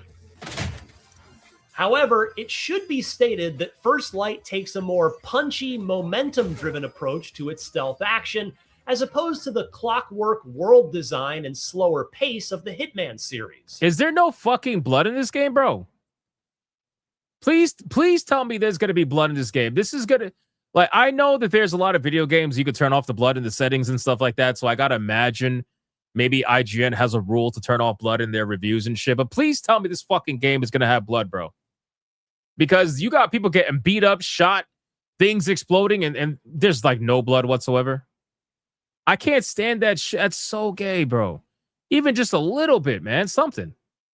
It's not going to have it. I don't know, man. This means you likely won't stay in locations too long to examine character routines or come up with Rube Goldberg solutions, as with Agent 47. I was also let down to see that you couldn't perform some familiar stealth actions. Bro, he just hit him in the face with an axe. Hiding them from view. But the more I played, the more I got used to First Light's particular take on stealth action, which is really about making a beeline to your target and getting in and out as quickly as possible. The core missions I played had a fairly guided approach, yet they still offered plenty of opportunities to find my own way to clear the objectives. The mission set in the Gala event was particularly fun and intriguing, featuring a more open-ended design that showcased First Light's tone and gameplay structure to full effect. To infiltrate the upper floors to secure valuable intel about a key target, this is where the Hitman influence kicks in, and you're given a different set of ways to infiltrate the facility in ways that tap into social engineering or even some sneaky brute forcing. Hang on. In my attempt to eavesdrop, I overheard a phone conversation with a PR agent complaining about a journalist late for their appointment. She might be able to help me. Fuck the journalist. Yeah. Assuming their identity, I then talked my way into the meeting, but I first had to get a press pass and a camera to look the part. What initially seemed like clear-cut objectives quickly went sideways when the real journalist showed up and had already checked in. I think there must be a mistake. Mike's already checked in. Leaving me to improvise another way up. I was able to pull that off by listening to a guard complaining about the current state of security in the building. This opened the door to use... Yeah, you see, that's my concern, right? So Gamers Republic says this is just Hitman, but with a 007 skin. And that's my concern. That's always been my concern with this game, right? Because knowing that IO Interactive is behind this game, I just worry that that's kind of like all they know. So looking at the gameplay, I can't help but feel like that's pretty much where we're at. Now, obviously, you still got the car gameplay, which is a big part of this game as well. I'm sure they're probably going to show it. I don't know if IGN had a chance to play that or they got to that. I don't know. We'll see. One of Bond's most impressive and valuable skills, his quick wit and charm. Boy, have you seen a woman? One of the suspects. I saw her crawl out a window and followed her this way. With the bluff skill, which requires action points to pull off, you can actually trick enemies and even disengage hostiles from your suspicious behavior. The power of this skill is improved when you read up on intel or gain knowledge from the environment, which lets you leverage the information to make an in with the NPCs in the level. It essentially turns those familiar Bond quips and one-liners into a gameplay maneuver, leading to slick, hilarious moments where social engineering is in full effect. Can I help you? Security. Don't mind me, just doing a quick sweep. One of the more memorable moments from bluffing was during a tense stealth sequence. After knocking out a guard, another one on patrol caught me shortly after. I quickly activated the bluff skill and convinced him that the unconscious guard had suffered a medical emergency and had fallen on his own. The deception worked, and the guard disengaged from me. So the guard is fucking the retarded. knocked out guard, which gave me time to dispose of him as well. Eventually, I was able to sneak my way up into the upper levels, which led to an exciting boss encounter against one of First Light's recurring henchmen. Without a firearm, I had to use stealth attacks and my gadgets to sneak around and set up traps to get the best of him. But in keeping with the need to adapt, the boss learns from his mistakes and will avoid or outright deactivate any similar traps in adjoining rooms. Not long after, I encountered a more combat-driven encounter against tactical officers, and Bro, that's when First Light... He shot homie in the fucking face, brother. He shot homie in the face and he flew back. You mean to tell me there is no blood splatter there? Am I going crazy? Is there really going to be no blood in this game? I know, like, I'm harping on it, but come on, man. You can't, like, you just can't. You can't do that. You got to have at least a little bit, bro. Something. Please tell me they just have it turned off. And I'm going crazy. Light's full-on combat phase, known as License to Kill, engaged. In keeping with Bond's status as a spy, combat is often necessary in certain situations, and you'll have to use whatever methods you can to take out enemies, lethal or non-lethal. Bro, they just explode in white smoke. Brother got shot in the face and it's just white smoke, man. Come on. Come on. God, I hope it's just, I really hope it's just a setting. I really do. I hope it's just IGN fucking turning it off or something like that. Because, bro, the guy literally got shot in the fucking face. You mean to tell me there's not even a little bit of blood? Like, a little bit? Come on, man. Compared to previous Hitman games, First Light features some fantastic action mechanics. Bro, it just explodes into white smoke. Yeah, that's actually fucking funny. And the core shooting feels especially great when in the moment. I had some particularly cool moments where I tossed an empty submachine gun at an enemy's head before pummeling him to the ground, and when I shot a weapon out of an enemy's hand and grabbed it out of the air to fight him off with it. Closing out the mission in style, I made my exit from the gala and into... So I just Googled it. All right. I just Googled it. Granted, this is an AI overview, so it may not be legit. Okay. But it says 007 First Light contains blood, though its implementation is reportedly limited primarily to cinematic moments rather than the gameplay effects. This game has received a teen rating from the ESR. Oh, brother. Specifically for content including blood, violence, and suggestive themes. Early reports and community feedback from gameplay showcases noted a lack of prominent blood effects during standard gun gameplay or hand-to-hand combat. Some players have described the violence as relatively bloodless in comparison to other titles, with blood appearing mostly as a splash during specific cutscenes only. Bro, we're cooked. We're cooked. This is a teen-rated Bond, bro. Disney Bond. Oh, God. No. No. Oh, my God, bro. I thought they just turned it off. I thought they just turned it off for IGN. Oh, man, bro. How the fuck are we going to do a teen-rated Bond, bro? Oh, man. Anyway, another firefight before boarding a garbage truck and barreling down the streets of London in reckless. Can I just say that I'm not like what's the word I'm looking for? I'm not gaslighting or hyping it up. I'm genuinely disappointed by that. I'm genuinely fucking disappointed by that. Like, you have no blood in a game where you're beating the shit out of people, shooting people in the face, and all you got is white spray exploding. Like, brother, they're treating people like they're like literal fucking teenagers, which explains why there's a teen rating on it. Like, come on, bro, are you kidding me? A teen rated Bond like that? Even the movies that were rated similarly, some of them anyway, I think they were anyway, some of them. I don't remember what they were rated. I think one of them might be PG-13. I don't remember. But even they had the violence and stuff like that. Like, come on, bro. You got to be shitting me, man. I don't know, bro. I don't know. I don't know. Totally gave me the same vibes from GoldenEye's iconic tank chase scene. Looks a bit tight.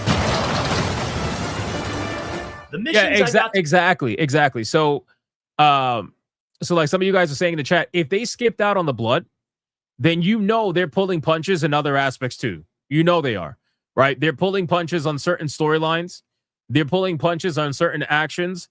They're definitely going to be pulling punches on the whole, and we already knew this, but like the whole like misogynist aspect of Bond and everything like that with women and all that shit. Like they're going to be pulling punches all along this game. That doesn't mean it can't be a good game. However, ultimately, you know that it couldn't be as good as it could have been just because they're going to be pulling punches everywhere. They'll put it together to make it work, but I don't know, man. This is just crazy shit. I can't believe there's no blood in this game. I thought we were bugging at first. I really did. In the main story campaign, which also offers some freedom between missions to explore. However, much like the story and characters, the goals and objectives are closely tied to the larger narrative, which, according to the developers, is why they wanted a more focused take on Bond's stealth action. However, one aspect. Jimmy says the only rated M Bond game was that bad GoldenEye game for 2004. Yeah, but the thing is, you can have blood in a teen rated video game. It says it right here. I'm literally looking at it. Like they have already been rated for teen for blood, suggestive themes, and all that shit. So would it really have killed you to add a little bit of blood splatter in a realistic setting? Like maybe when you smack the shit out of someone with a massive fist, or when you fucking shoot someone in the goddamn face, or perhaps when you body slam their face into a fucking wall, maybe you could get a little bit of, you know what I mean? Like a little bit of blood, something. I think it's a terrible excuse. They absolutely could have put blood in this game. 100%. They're actively choosing not to. I'm not saying make it gory. I'm not saying fucking make like the blood splatter everywhere, but a little bit, bro. A little bit, something. Not white smoke. Bro, white smoke is fucking insulting. You know? Aspect of First Light that aims to give players more freedom is the Taxim mode. While I wasn't able to play it during the preview, this side activity really lets you engage with standalone missions and scenarios based on full missions from the game with some twists. In a similar vein to the Hitman series, these simulations are open-ended and allow players to use whatever methods and outfits they want to accomplish objectives. I think this mode can potentially be a great outfit for players looking to cut loose and to try to push First Light's open-ended approach to missions, and I'm very excited to see what sort of hijinks that skilled players can get into. It's been many years since the last proper 007 game, and the larger Bond franchise seems to be in a state of reassessment, and that certainly puts IO Interactive's latest in a great position to deliver an exciting new Bond game cleverly. Bro, even the Bond movies, which a lot of them, I believe, were like PG-13 rated, right? Again, correct me if I'm wrong. It's been a long time. But a lot of them were PG-13 rated. Some of them even PG rated, like some of the older ones. But like PG-13 is kind of where a lot of the modern Bond movies fall. But the thing is, even in the PG-13 rated movies, you still can get that level of violence. You still can get that, like, even that little bit of blood, something, anything. Like, you can get that. You could get that. Like, it's expected. The fact that you're releasing this game with zero blood in gameplay and you're only supposedly showing it in cutscenes just kind of shows that you're pulling your punches. For what reason? I have no idea. Other than, hey, modern audience, you know, like that's basically it. Yeah, License to Kill was the only one that I think was R. There might have been another one, but I don't remember. But License to Kill was rated R. It was rated R. With 007 First Light's character-first approach to delivering a fully realized Bond adventure, it's so far got the charm, wit, and raw energy to make this spy thriller one to keep an eye on as its May release fast approaches. For more on the latest upcoming games, check out our recent previews of The Blood of Dawnwalker and Hell Let Loose Vietnam. Yeah, I got to be real with you. I'm quite disappointed. You know, I was 50-50 on this game because, again, I understand they are going, like, the story just seems extremely suspicious in my opinion. Very, very, like, typical modern audience bullshit. But as always, as a reviewer, it's my job to take my fucking, you know, my own thoughts out of it and just review the game for what's good and what's bad in the game, so that people can understand what's good and what's bad. But I got to be real with you. That is extremely disappointing, knowing that there is pretty much zero blood. I saw not a single lick of it. So zero blood whatsoever in the combat. Even shooting somebody in the fucking face is zero blood. In like today's world, really? Really? Like, what? It makes me think, what else are you pussyfooting around? Because if you can't even show that in combat and you have the rating to show it, it's not like you were going for an E for everyone rating. Like you gotta, bro. Oh man. Anyway, it's fine. It is what it is. We'll continue later. That's basically it for that trailer. All right, boys. Let's X out of that. Let's catch up on supers because there was a crazy fucking drop. There was a crazy drop, man. Jason Alto with a 5 says 00 woke. Maybe. I don't know. I think that's simplifying it a little bit, but maybe. And then Speedy Cake out of nowhere is trying to save Nico Robin. Let me bring it back. Let me bring it back so that people can understand the craziness that's going on right now. People are fighting like crazy over this battle right now. Yamato versus Nico Robin. Yamato's still in the lead, but Speedy Cake came with $100 Red Boy Hyperbanger for Nico Robin.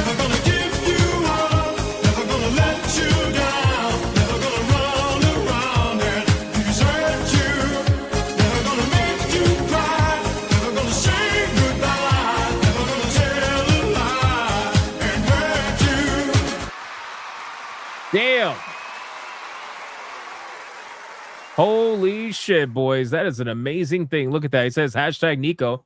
I'm surprised the giantess feet people aren't voting for her, considering she can summon giant feet to crush her foes. LOL, more bolter babes. You got it, brother. You got it. Nico Robin.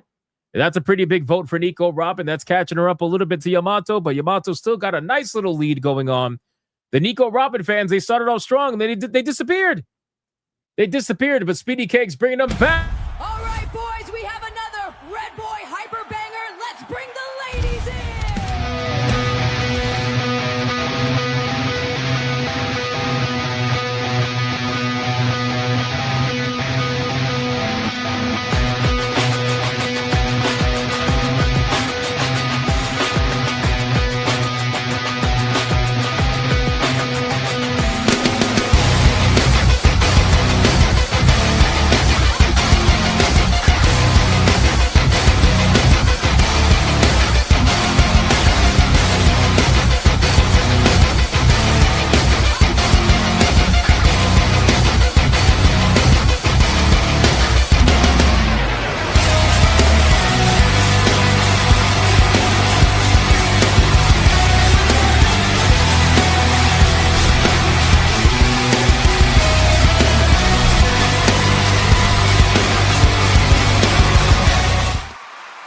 Shout out to Speedy Cake.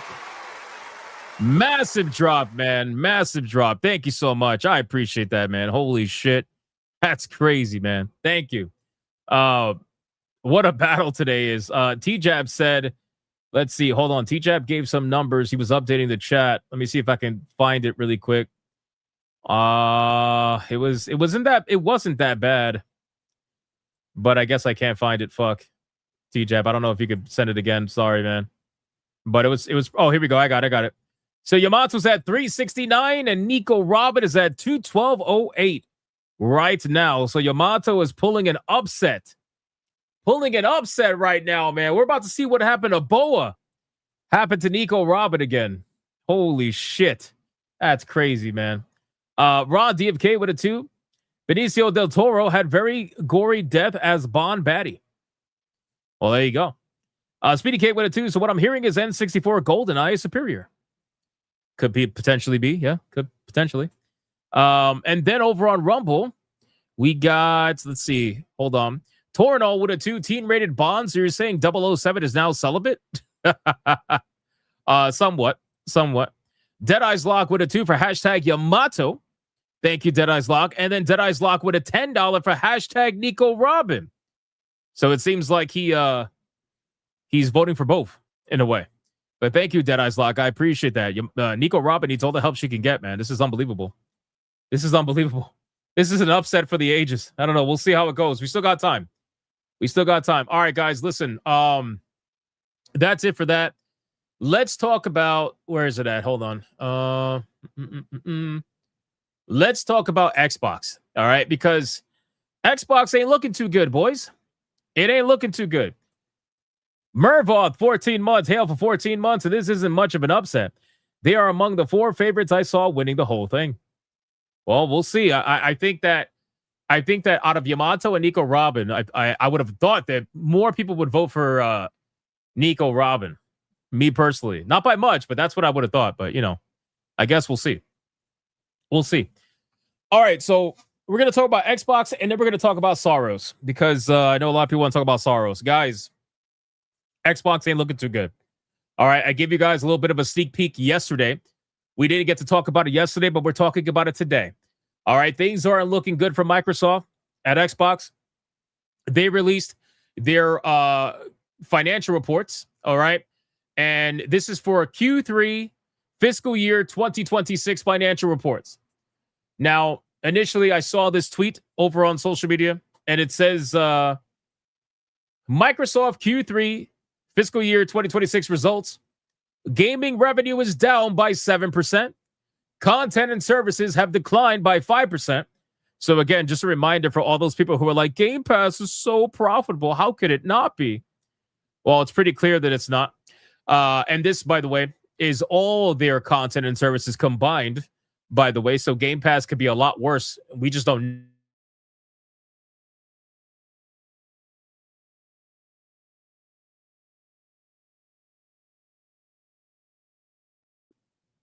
Did I just reset? What the fuck? Did I just reset? I think StreamYard just reset me. I don't know what the fuck just happened. Am I back? I'm definitely back. I did, right? I died? Yeah, I died. All right, that's fine. I don't know what you heard last, but anyway, Microsoft Q3 fiscal year 2026 results. Gaming revenue down 7%. Content and services have declined 5%. And that also includes Game Pass in there and all their services. So Game Pass could be worse than we actually realize. And then you also have the Xbox hardware has dropped another 33%. And by the way, that is on top of the nearly 35, whatever some odd percent that it was during the last quarter fiscal results, because they also went down in hardware revenue by like 35, 36 somewhat percent. It was crazy. So they're getting felted all across the board, okay? Their gaming revenue, their content and services, their hardware, everything is down. And now you wonder, well, this is probably why they're making all these massive changes, right? So let's kind of go over this. The Verge wrote about all of this. Let's see what they got to say about the reports and kind of go from there.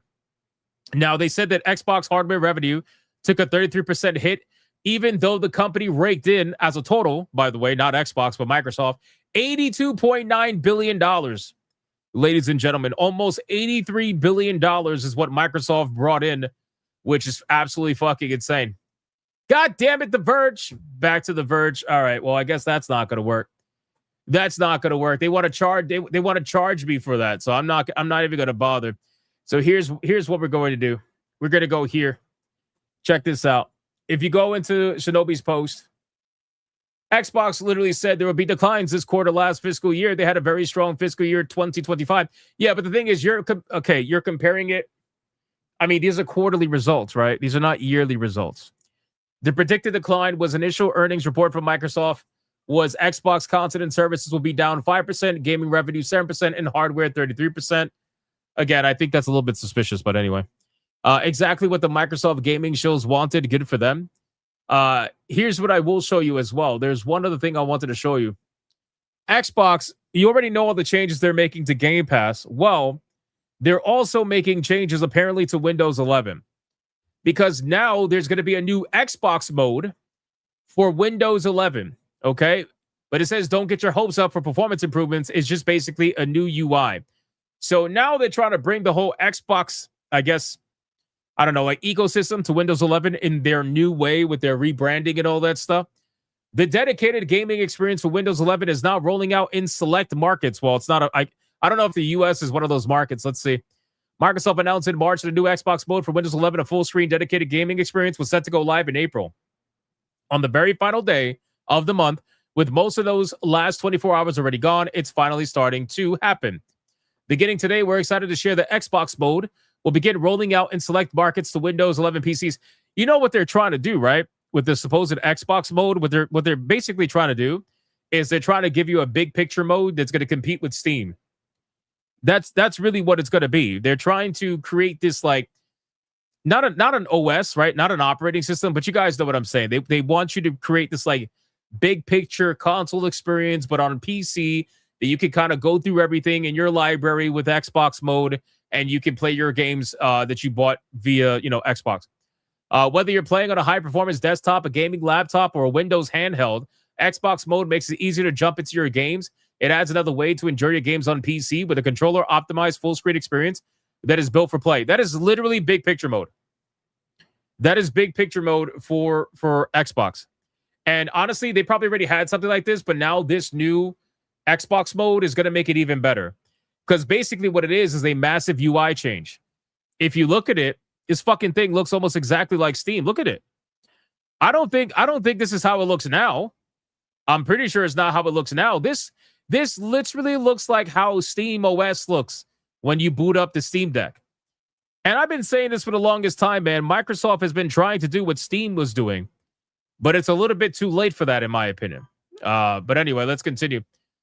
Which markets have been selected for the initial rollout is a closely held secret. If you want to know whether you're in one of them, set Windows 11 to download and install updates as soon as they're available, and then wait to see if it downloads and installs anything. If it does, congratulations, you're in the club. And what does that membership get you? Xbox mode is designed for the moments when you want your games to take center stage on Windows 11 PCs and handhelds. Inspired by the Xbox console experience, Xbox mode offers a streamlined interface that puts your library and recently played titles within easy reach while minimizing background distractions. In practical terms, Xbox mode becomes Steam OS. All right, that's not what it says. It enables users to browse and launch games using a controller-optimized interface. Jump back and forth between Xbox mode and Windows 11 desktop whenever you want. And access an aggregated game library, including the full games catalog from Xbox Game Pass and installed games from leading PC storefronts. So they don't mention it, obviously, because of competition. But I think it's safe to assume that you're going to be able to launch your Steam games from Xbox mode. At least that's what it seems like, right? Because it says that you can include full games from Xbox Game Pass and installed games from leading PC storefronts. So that's kind of how it seems. That seems like that's what they're going to do, which would be very interesting, because then how is this going to encourage people to buy on your ecosystem?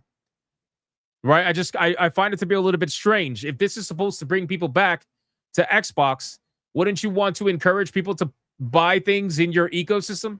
I don't know. Who knows? But in any case, like PC Gamer hardware writer James Bentley says, I don't see any value on this on a personal level. For a conventional sitting at your PC desk use, which I maintain is the only proper kind of PC use, mouse and keyboard just isn't going to be beat. Well, I agree with him there. You can do that already right now. Yeah, so, well, I guess they're really not changing too much other than making it a controller-optimized interface. I suppose that's all they're really doing. I don't know at this point. I don't utilize this service, so forgive me and not knowing like what the big deal is, but I don't really utilize this. But for PC gaming from the couch, a controller is clearly a better option, and also entirely unsuitable for the standard Windows interface. So much like Steam's big picture mode, I can see where there's a place for this sort of thing, even if I'll never use it myself. For Microsoft, the new Xbox mode is one piece of a bigger puzzle to make Xbox feel consistent across screens while giving you more choice in how you and where you play. So chances are this is going to be the same interface they're going to use for Helix, most likely, right? They're going to they're going to use the same interface for Helix, and what they're going to do is similar to what Steam does with their big picture mode, where your Steam Deck experience, your PC big picture mode experience, your headset experience, and your Steam Machine experience are all going to be the same thing in terms of how they operate, right? Except for maybe the headset, obviously, because, you know, VR and all that stuff. But that's what they're trying to do. It seems like they're trying to make it consistent across the board. And I think a lot of these changes would probably make more sense once we have Helix, you know, actually available on the market. But until then, we're really not going to know too much. Windows has been an important part of the PC gaming ecosystem, supporting innovation through its open platform. Together with Windows, Xbox is taking everything we've learned about building a world-class operating system for gaming and continuing to evolve the experiences that meet players where and how they choose to play. I do find it interesting that they're starting to do this, and at the same token, Steam went full ARM. So because they went full ARM, now all of a sudden, I don't know, man. It just seems interesting. I think we are seeing the platform wars start to happen.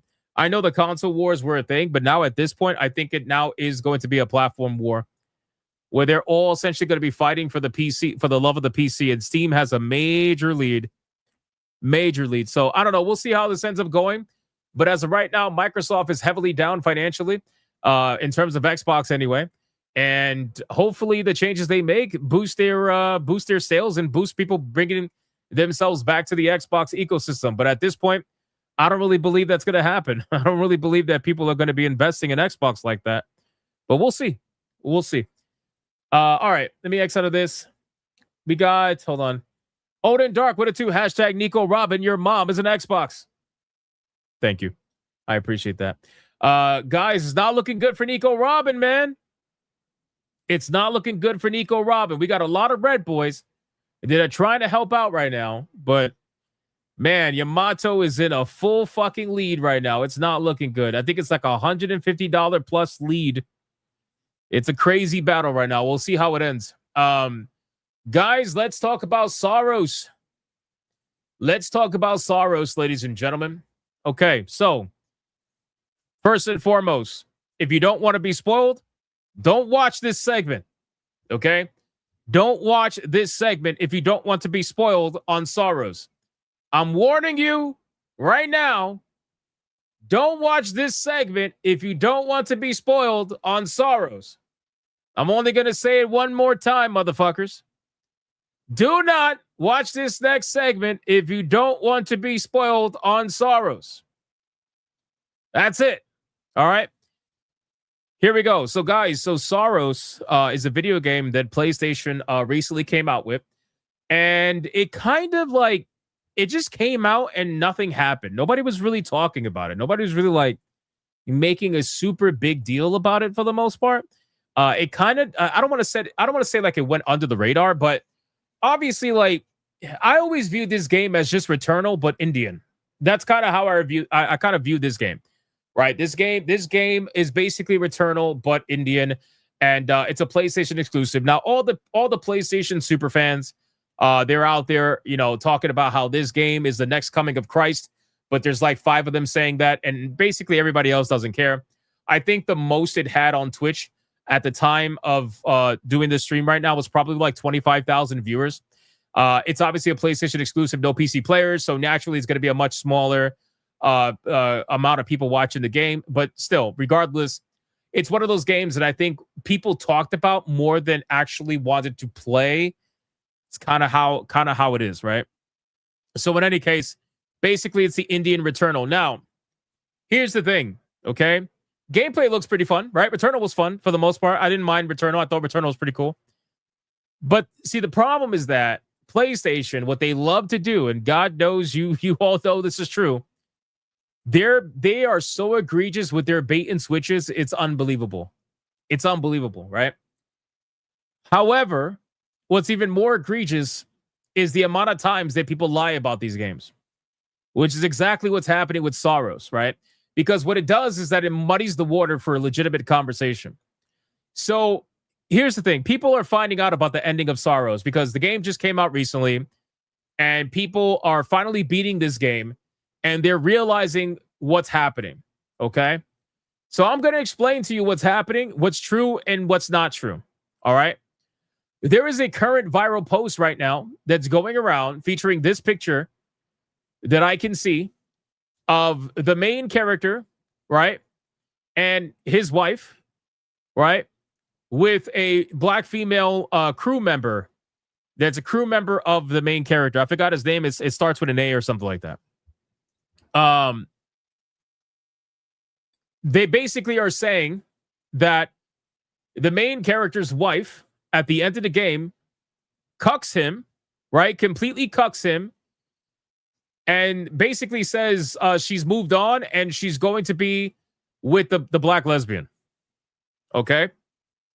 Now, naturally, it's got 104,000 views right now. People were looking at this and they were like, there's no fucking way. Okay? There's no fucking way that this is true. Okay? It's not true. All right? It's only partially true. Okay? It's only partially true. So again, this is from what I can see, from what I researched, from what I can understand. The black lesbian thing is not true. The reason why I know it's not true is because I watched both endings of the game, and she does that doesn't show up whatsoever. Okay, this is only partially true. Okay, so you're probably asking yourself, well, how is this partially true? All right, well, it's partially true because the ending of Saros decides to go damn near the same exact route as the ending of Silent Hill F. Spoiler alert for Silent Hill F. You guys had plenty of time to play it, but I'm going to give you a spoiler alert right now. If you don't want to be spoiled for the ending of Silent Hill F, don't watch this next segment. Don't watch this next segment. Do not watch this next segment. Okay? You guys ready for this? So Saros, essentially with Saros, it's all in his mind. It is heavily implied at the ending of the game that it's all in his mind. The entire thing is all in his mind. Okay? You have two endings for this game. You have the original ending, right? Which is you become the final king that you've been trying to it's basically like the cycle continues, right? The cycle continues, you become the final king, and it continues again, because like Returnal, it's kind of like a cycle. It keeps going, right? But then the good ending, which is the true ending that you can only get by beating the game, I believe, one time and then doing not doing something with the final king. I forgot what it was. But essentially, the true ending is that he realizes he kind of goes on a shore and he meets his wife, right? He meets his wife. And throughout the game, you're finding hints that show you that he did something really bad. Come to find out, he killed somebody named Sebastian. I have no idea who Sebastian is, but he killed somebody named Sebastian, and he's trying to come to terms with it. She can't believe that he did it, so she ended up leaving him, and he went chasing after her. So in his mind, he's going through this loop, and this loop is basically like a purgatory of him trying to come to terms with what he did. And then what ends up happening is that at the end, his wife says that essentially, she's moving on. And she asked him, it's a new day. What are you going to do with it? And he basically says, I'm sorry. You didn't deserve that. I'm sorry. All that stuff. And it's all in his mind. And then right at the very end, what ends up happening is on the shore, after she leaves the beach, on the shore, what do you see? The same exact shit as Silent Hill F, which is it goes from this mystical story that you think is happening that's actually not happening to it's heavily implied that it's all in his mind, because what do you see? Police sirens. You see police sirens start to show up out of nowhere after he finally accepts that he's not going to get his wife back, and he finally accepts all the wrongdoing that he did. Basically, he's a bad boy. He's a bad boy, and you see police sirens start to show up, and then it fades to black, just like Silent Hill F. It's the same exact fucking ending, literally the same ending. So people are, but the thing is, people are spreading this, and they're like, oh well, she leaves him to be with the black lesbian. That's not true. That's not true for what I can see. Right? It doesn't make the ending any better. It doesn't make the game any better because a lot of people are pissed at the whole like it's in his mind thing because they thought that and honestly I kind of feel their pain because I feel like the whole it's in his mind thing, it only works sometimes if you're building a world that looks like Saros. And I'll be real with you, like Saros's world from like a lore perspective looks very interesting. A lot of the creatures look really fucking cool. Like it looks really cool. So all of that looks really cool. And it's like, oh, so as you're playing the game, you're trying to like, you're kind of getting lost in this world. You know what I'm saying? And then all of a sudden you realize, oh shit, none of it's real. You know what I mean? Well, again, at least it's heavily implied. Can it be real? I don't know, maybe, but it's heavily implied that it's not. Right? And the only way that I can really make you understand this is by playing the ending. So I'm gonna play one of the endings right now, because I know most of you guys are not gonna play this game. And I've already given you spoiler warnings, so you motherfuckers have no excuses, okay? Zero fucking excuses. We're gonna play the secret ending right now so that you guys can see exactly what it is, and you tell me what you think. I think it's pretty obvious that it was all in his mind. It's a very short ending. Don't worry. Don't worry, motherfuckers. Don't be complaining, okay? Don't be like, no thanks. Trust me. Go to her. Listen.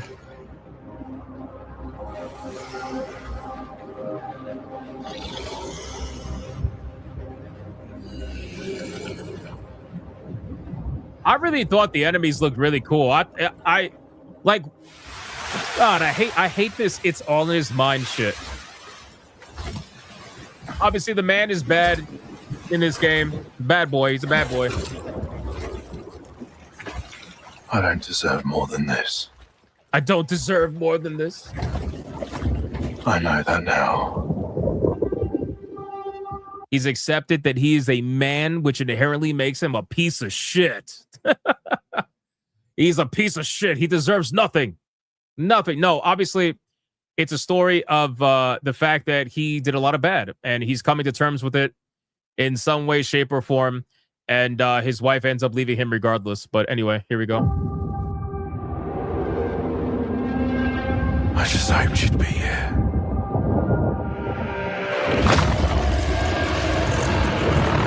Do you see how fucking cool that is? Do you see how cool that is?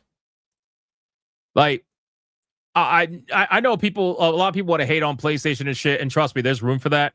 But this shit looks fucking cool. It's like some Eldritch shit. This looks cool.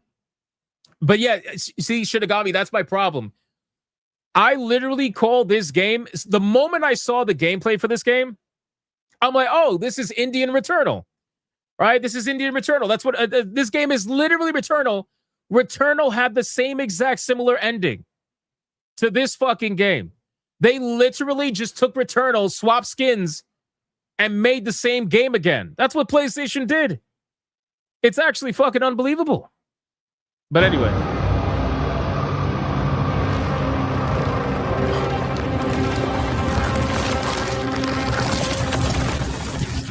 I was better.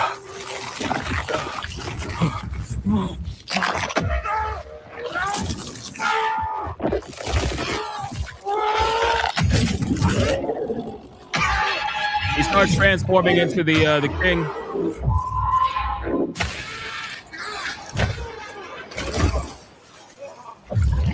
And then it stops, right? So in the first ending, in the original ending, he transforms into the king, he holds his wife's hand, and the cycle continues. In this ending, the transformation stops. He throws the necklace into the water, and then here you go.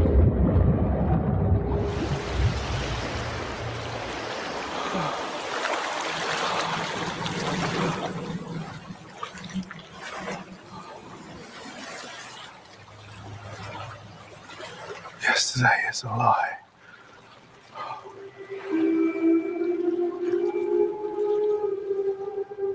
You shouldn't have come here. It's here. This was my dream. Not yours. I just didn't want to lose what we had. I took things too far. I couldn't stop. You can't change what you've done, Arjun. The whole that it was my dream, not yours. I feel like that's the only thing that leads this to potentially being something that's like kind of happening, but not really. You're gonna see why in a second after she makes him feel like shit, basically. Mind you, this man just went through multiple fucking loops to try to get to his wife, only for her to be like, you shouldn't have come.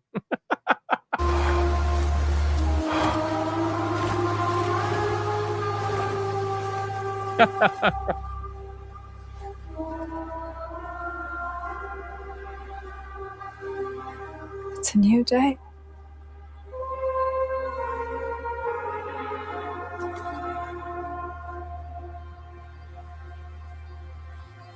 I wonder what you'll do with it. And here comes the twist, right?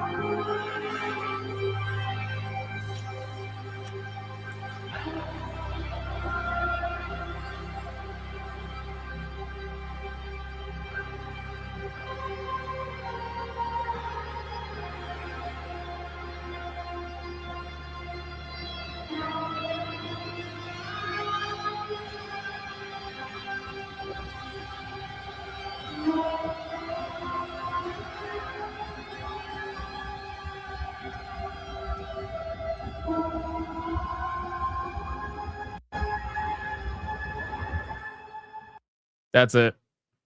That's literally it.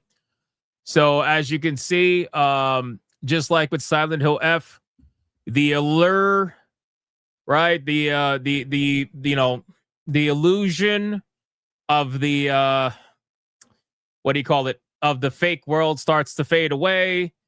You get police siren lights because the guy, again, you find out in the story, if you read some of the small tidbits of the story, you find out he killed a man named Sebastian. I don't know how Sebastian is tied to any of this, but he did kill a name Sebastian. Now, there's also a character named Kira with 2 eyes in the story that his wife supposedly was very happy to have found on her way. She went, I don't know, she went somewhere with some fucking organization or something like that to get away from him. She left him. She went somewhere to get away from him. She ended up meeting somebody called Kira. I don't know if Kira is a man or a woman. I don't know. But it is heavily implied that she did end up moving on. We don't know if it's with a woman or a man, but we just know it's not a black lesbian. The black lesbian that everybody's spreading around on social media, that character's name is Kayla. And that's not that's not like who she ended up with. So we don't know who she ended up with. It's just heavily implied that she's with someone else, but it's probably a woman. So it's kind of true, but it's not true that the way that the internet's trying to make it true. That's basically what I'm trying to say. You understand? So this whole story with Saros is fucking blowing up, right? People are not, bro, people are not happy. They are not happy. Now, to be fair, a lot of the reactions that we're about to look at is because this person decided to bait with the fake story, right? You have to save your wife in a time loop that turns out to be imaginary. In the end, you're the villain and your woman leaves you for a black lesbian. The last part's not true, right? But ultimately, the sentiment is the same. A lot of people are like, another lesbian game. Actually, somebody posted a funny picture. No wonder the character seemed kind of ugly to me. This is the Kayla character, right? There was a funny picture of all the video games PlayStation has done the same exact story with. Yeah, right here. This is like, bro, look at this. Bro, this is literally the only story that PlayStation is capable of writing. I'm not even fucking kidding, bro. It's always the sequels that start off with a man and woman dynamic, and it always ends up turning into a lesbian dynamic in the sequels, right? Even in The Last of Us, where there wasn't even a romantic relationship, they still decided to cuck him anyway. It's like Joel and Ellie are obviously not together. There's a father-daughter relationship, and you're like, yeah, but we're still going to cuck him anyway. We're going to... Brother, oh my God, man. Oh my God. You know? It's crazy, man. But it's funny when you see pictures like this, you're like, God damn, this kind of makes a lot of sense. Makes a lot of sense for PlayStation. So, listen, man, it is what it is at this point. Again, PlayStation super fans, they're going to love that stuff. Good for them, I guess.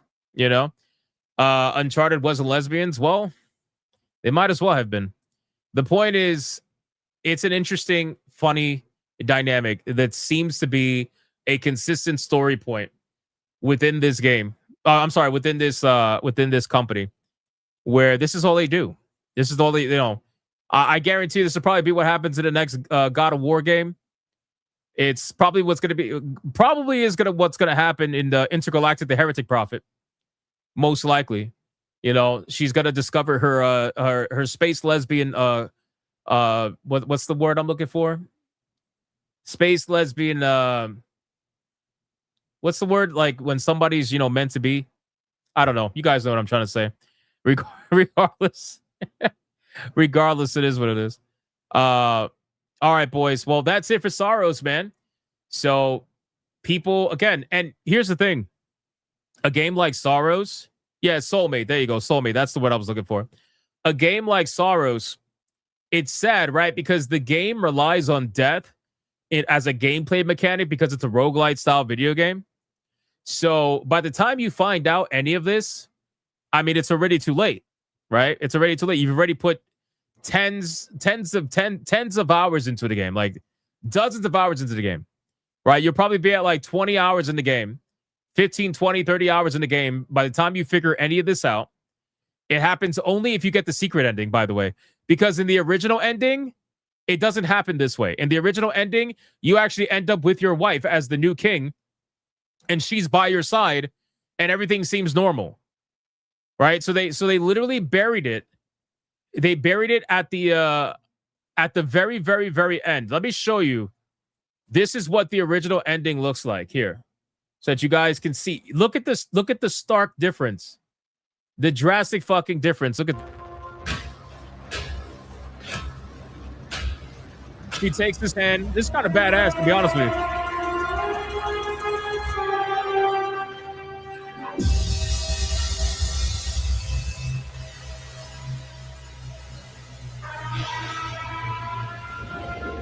That's kind of fucking badass.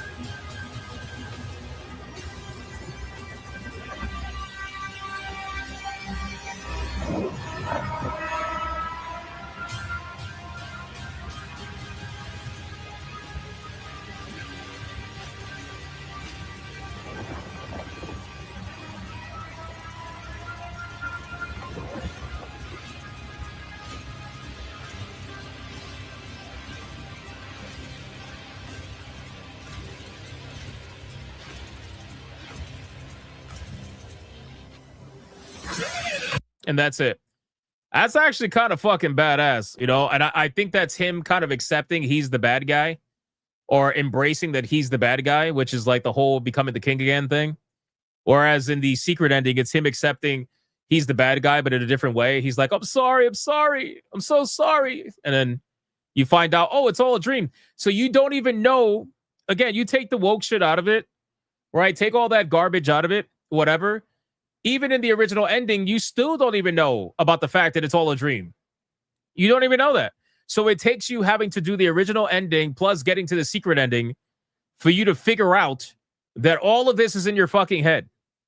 At least with Silent Hill F, the ending that you get is the one where, you know, you find out about the police sirens and that she's basically like, it's all in her head, you know, drug-induced kind of craziness going on. But there's more things you can figure out with the secret endings. It's like additive. But this is like, you don't know the truth until all the way at the very, very, very end. It's crazy shit, man. So, I don't know, man. I find that to be a little fucked up. But, hey, it's PlayStation. It's what they're going to do. It's what they're going to do. Okay, guys, we need to address this, man. We need to address this. First off, Trey Burkhalter with a 2 says, fuck your rules, Tifa. That's not going to work, sir. But you know what is going to work? Brother. Holy shit! Holy shit! Holy shit! Mr. Rouge with a $500 Red Boy Godlike Ultimate Mega Hyperbanger for fucking Nico Robin. I'm gonna give you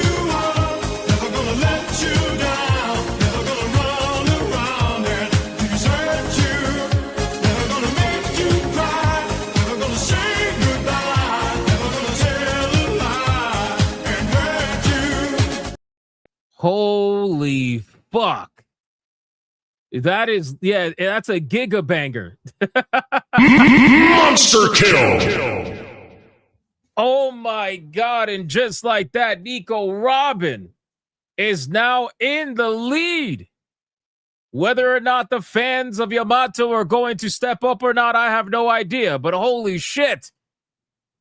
Les Sport says hashtag Nico Robin, man. God damn.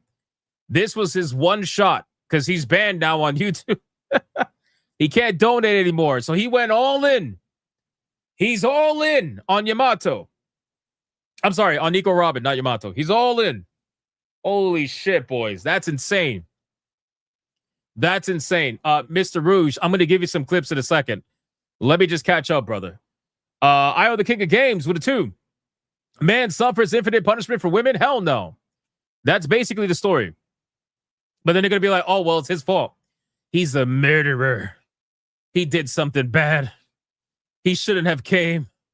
You know? It's kind of how it goes. Adair Soto with a $20 banger. You know, if you compare the 2 games from Silent Hill 2, they made the story perfectly.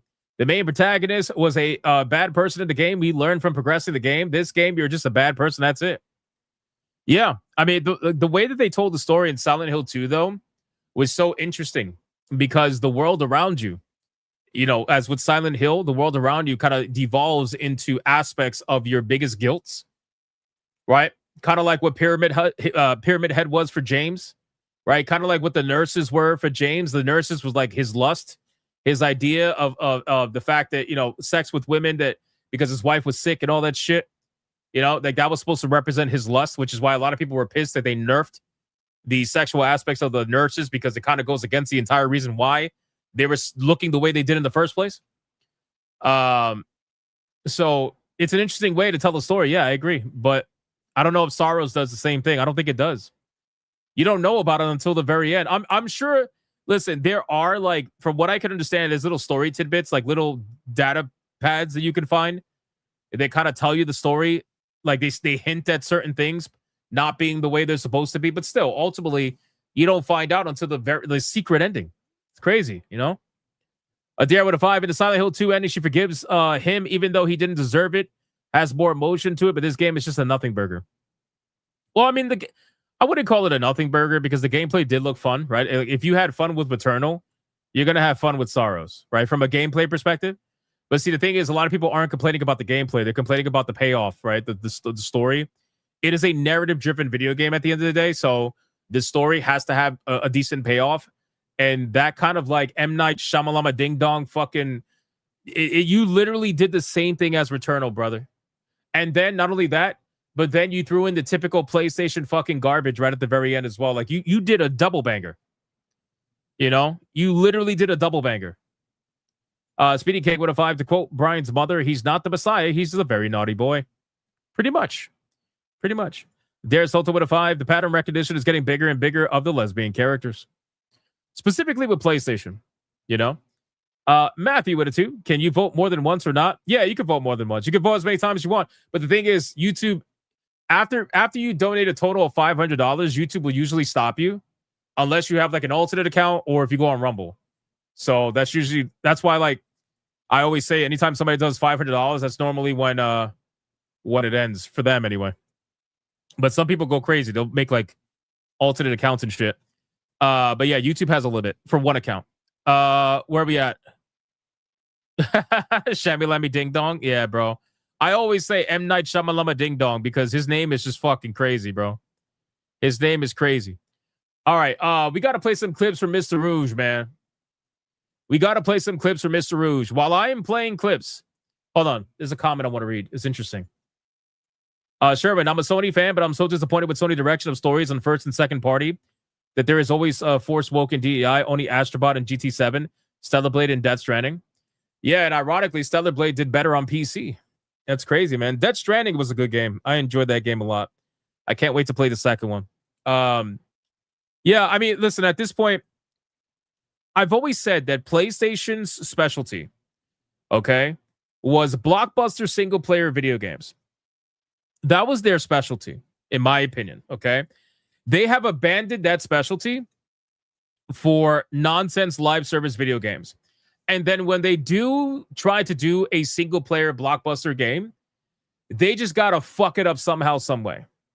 Right. And it really is very annoying to see that happen, because the thing is, like, we know they have the budget, the money, the capability. Look at all the money they're wasting on live service games. Can you imagine if these studios put that level of money and investment into a single player game that was actually trying to be a good single player game and not this fucking bullshit we've been getting lately? You know what I mean? It's like, what the fuck, you know? It just doesn't, my brain can't compute that level of retardation. And then you're going to have the typical accounts on Twitter, social media, and all that stuff. They're going to be like, oh, no, it's amazing. Nothing's wrong with PlayStation. They're perfect. They do everything perfect. Nobody does everything perfect, right? Not Steam, not fucking PlayStation, not Xbox, not Nintendo. Nobody does anything perfect. If you are incapable of criticizing any of these companies, I don't know what to tell you. You know, not you. I'm just saying in general, right? So it's crazy to me that they're now resorting to having to bait and switch like that.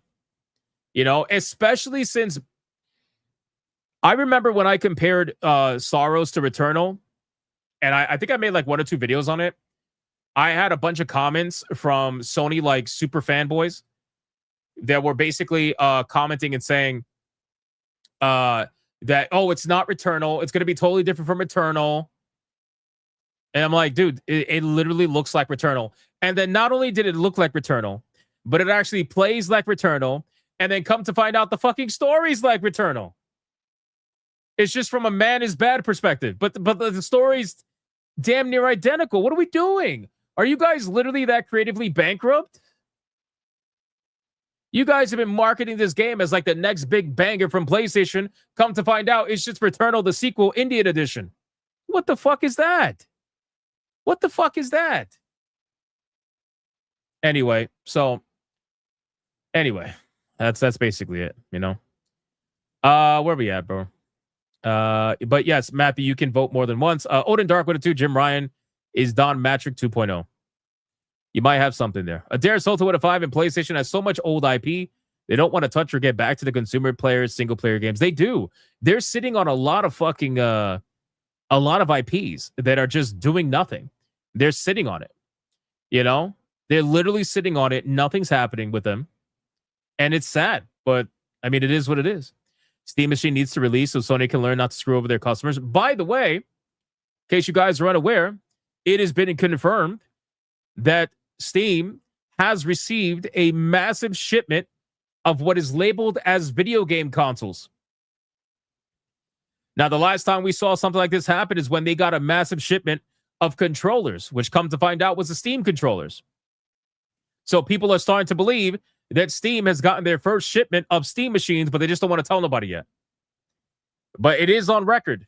It is on record. They did get a massive shipment of what is labeled video game consoles. Now, that could be the headset, too, for all we know. It may not be the Steam machine, but still, we don't know. I don't know if headsets are separate, depending on, you know, how that works. But last time we saw that, they ended up announcing the Steam controller like a couple of weeks later. So, who knows? Who knows? We'll see. We don't know how much they're going for, John D. Not yet, but that was going to be my topic for tomorrow, but I'm just giving you guys a little sneak peek to that. So they're going to shadow drop the Steam machine. That'll be crazy. Can you imagine that? That'll be fucking crazy. AZC with a 50 says Kojima is an anti-Trumper. And he went, whoa, his company hiring page lists hire familiars with globalization DEI as wanted, but not necessary. Well, here's what I'll say, ACC. As I've always said, to just so people understand my stance, because again, like, I feel like some people misunderstand where I stand. I don't give a fuck about your politics. Okay? I don't give a fuck, literally, about your politics as a developer, as a studio, as whatever. If you make a very good game, a banger video game, and you don't inject fucking nonsense into the game, then I will appreciate the game the same as I do anybody else. The moment that changes is when you decide to become a psychopath, which unfortunately a lot of them do. You become a psychopath and you're like, whoa, my game is meant to own the chuds or something like that. or my game is meant to make Elon Musk angry. I'm looking at you, Avowed. You know what I mean? Like when you start doing shit like that, that's when it gets annoying. That's when I'm like, okay, well, you're fucking retarded then at that point. But if you're a fucking psychopath, you don't say anything, you keep it to yourself, and you make a great game, it just doesn't matter to me. It doesn't matter to me whatsoever. So that's kind of where I've always been. And to be fair, Kojima's always been insane. All right. He's not exactly the most normal person in the mind, but that also is the reason why he's such a genius a lot of the time when it comes to storytelling. Like he's like the way Kojima tells his story, only he can do it. And sometimes you understand, sometimes you don't. I'll admit there are some points in some of his games where I don't understand a fucking thing that's going on. But for the most part, like with Death Stranding, for example, I thought it was very good. And obviously with the Metal Gear Solid franchise, I thought it was very good too. Although I'm a little suspicious with OD Knock. I think OD Knock is going to be a little weird, but I have hopes that it's going to be good. So we'll see. We'll see. All right. Let's see. Or when you preach to the player. Yeah, exactly. Yeah. Well, that's what I'm talking about. Like, there's a very clear distinction that is so easily understandable and so easily spotted if you just pay attention, right? It didn't take much for people to understand what Veilguard was going to be. Although, to be fair, we found out about Veilguard's entire non-binary fucking scene before the game came out because of New Day's leaker, the guy who playtested the game. And I guess he was like a huge fan of New Day and decided to leak that part of the game to New Day. And then that went viral and people found out about it. And I got to tell you, when I was reporting on it, I'm like, I don't know if that's true because that's really on the fucking nose, right? Like if this is true, that's going to be insane. If you have Taj just coming out of nowhere at a dinner table, like, hey, yeah, I'm non-binary. That sounded so fake to me. It sounded so fake to me. And then come to find out, it's real. You know? So anyway, that's basically that. All right, boys, listen, we got to play clips. ACC, thank you, brother. We got to play clips, man. We got to play clips. If you guys are going to vote in this battle, we're going to play 5 clips, so that's going to take about 3 to 4 minutes. If you guys are going to vote in this battle, well, you best do it now because right now, it's not that big of a lead. You got to understand, we do USD conversion. So this is about $350 some odd, and it's in the favor of Nico Robin. So Nico Robin is in the lead, but not by a super amount because Yamato was in a lead by a big amount beforehand. Like, I don't know if TJAP could give us an update. But try to update us in the meantime, and we're going to figure this out. But hold on. Let's play some clips for Mr. fucking Rouge because this battle is officially... It was insane before. It was insane before. Gifted Games Alert. Yeah, I'm going to get to that right after I play clips. I'm going to get to that. Hold on. All right. Clips for Mr. fucking Rouge. A $500 literal gigabanger. I mean, this is crazy. This is unbelievable. This is like taking your dick and swinging it in front of the crowd and landing it on a table. That's insane. Sincerely. Let's go. All right, boys, we got another Red Boy Hyperbanger. Let's bring the ladies in.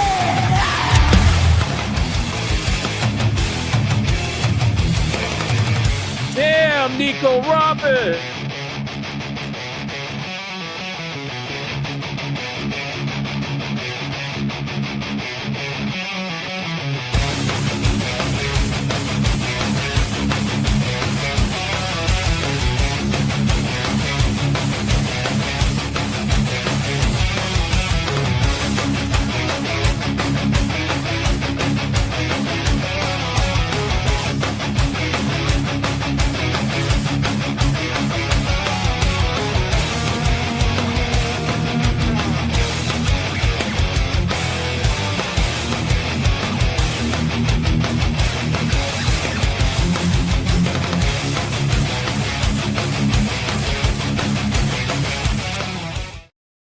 By the way, guys, if you watch any of the YouTubers that report on the Saros story ending, and if they try to pass off the black lesbian story as being true because they didn't do any research, make sure to just laugh at them, just point and laugh, and see how much they bury themselves as time goes on.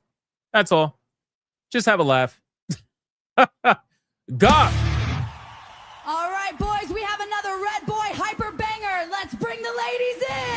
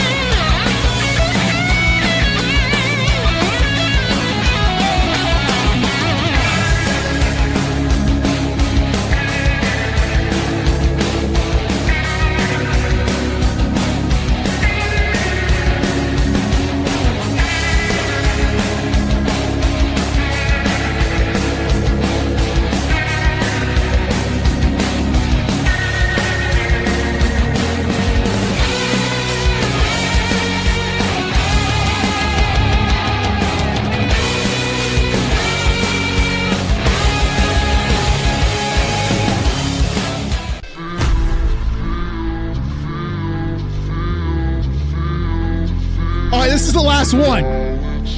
This is the last one.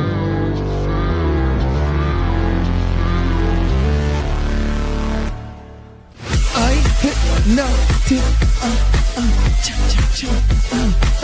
hypno, yeah,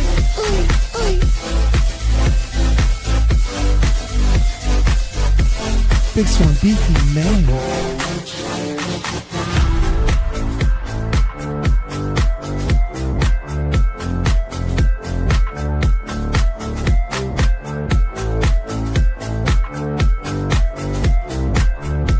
Got that scene. Ready to pop.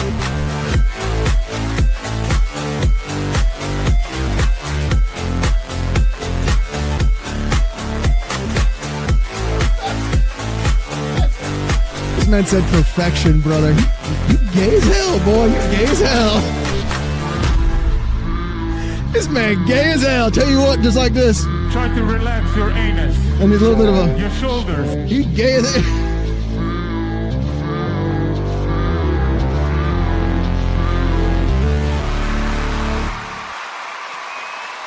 Mr. Rude.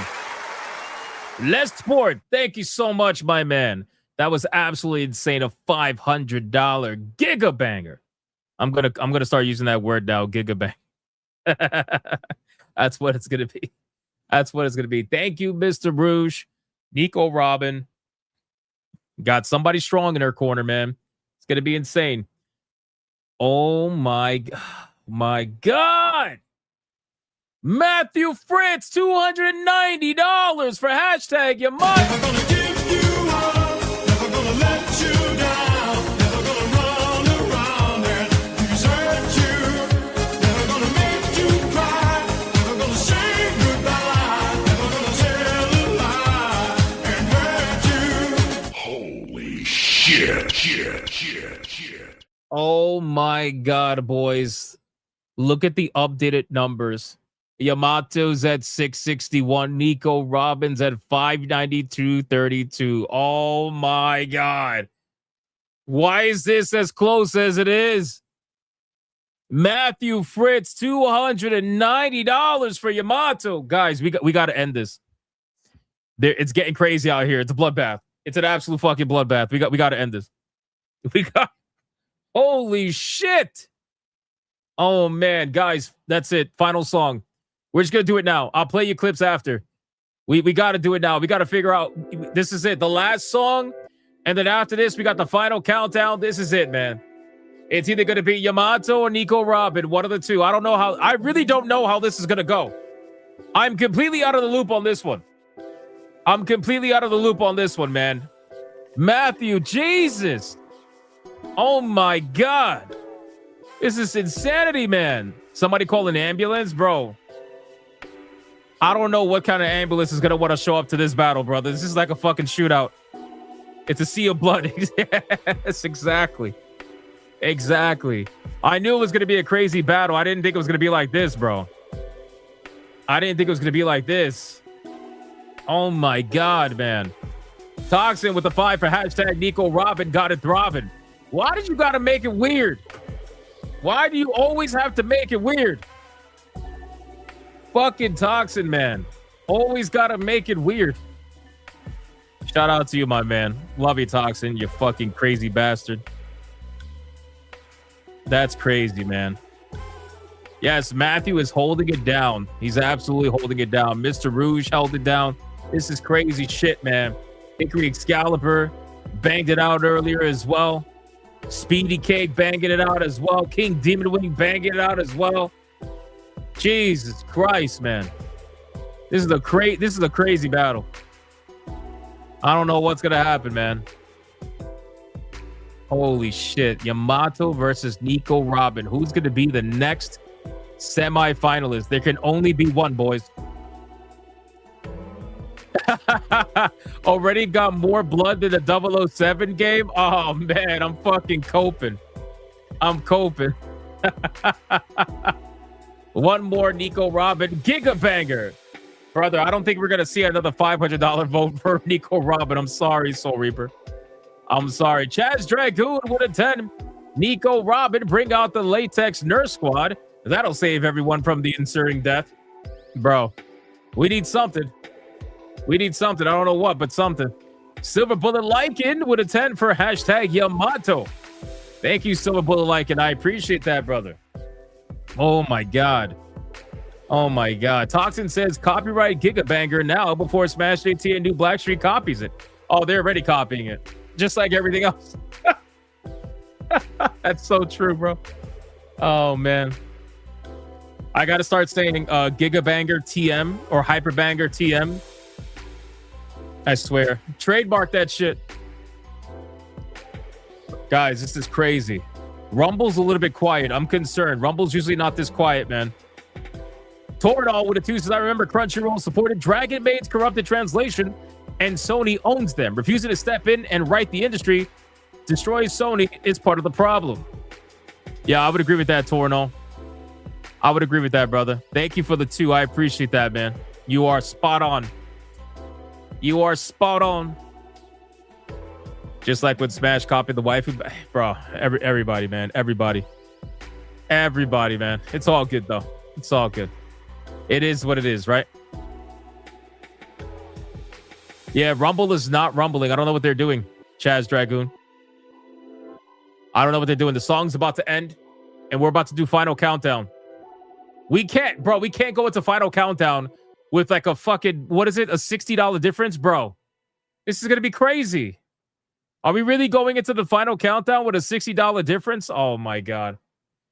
There's going to be chair shots. Somebody's going to sneak that shit in there. It's going to be crazy, bro. Or maybe not. I don't know. We'll see. All right. Well, this is it. This is it. Final Countdown. I don't want to hear anything. It's not going to count. By the time it's the end of the countdown, it's not going to count. I don't care. Here we go. 5, 4, 3, 2, 1, go.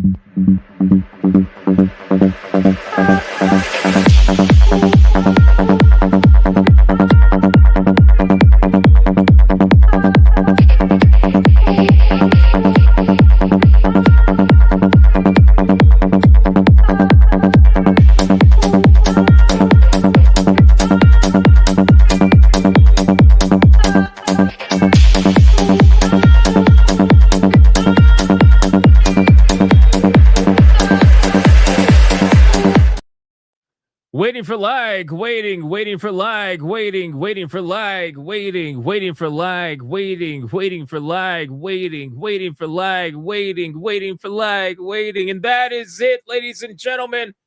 The last super chat. Holy shit. It's flying in the air, boys. It's flying. The Waifu Battle Belt is mine!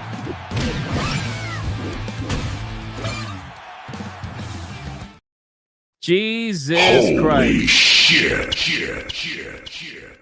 Oh my God, brother. Oh my God. Oh my God. What happened? Hold on. Wait, Rumble went crazy too. Hold on. Wait. Speedy Cake with a $20 banger for hashtag Nico Robin.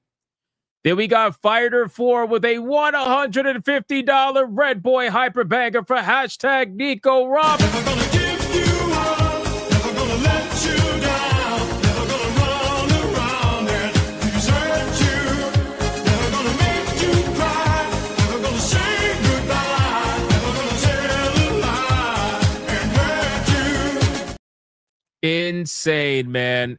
Fucking insane. And then over on Rumble, we got Deadeye's Lock with a 5, says hashtag Nico Robin. Let's welcome flying chairs. And then we got Great Ape with a 10 banger for hashtag Yamato. Thank you, Great Ape. Thank you, Deadeye's Lock. Then Deadeye's Lock with a 2 for hashtag Nico Robin. And then Sean Sora with a 2 says both are good, but I put 2 on hashtag Pie. What the fuck? Oh my God. Guys, I got to play 3 clips.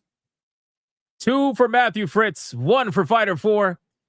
Matthew, I'm assuming you just want me to pick one at this point. You got it. I'll just pick whatever. Guys, I don't know who won, but I have a feeling I know who did. And holy shit, if she did, that's going to be an epic finish to get into the semifinals, man. Wow.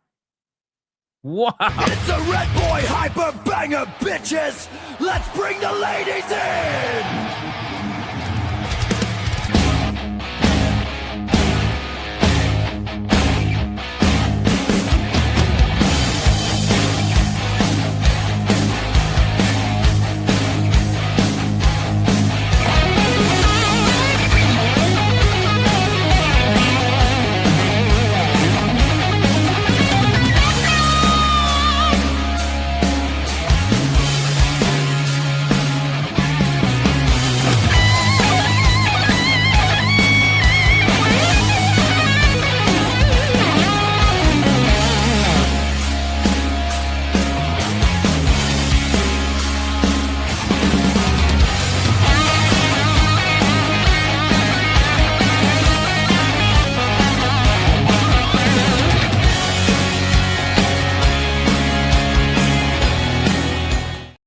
God damn, boy.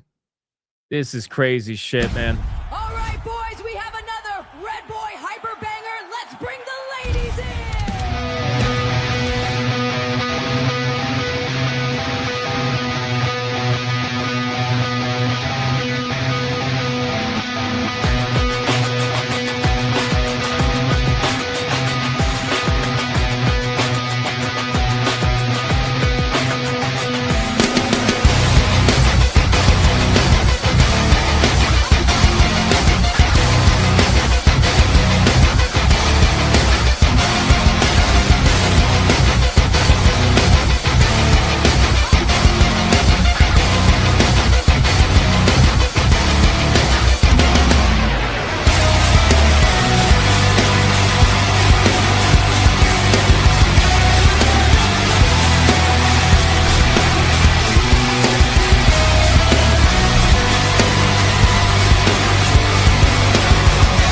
All right, boys, we got another Red Boy Hyper Banger. Let's bring the ladies in.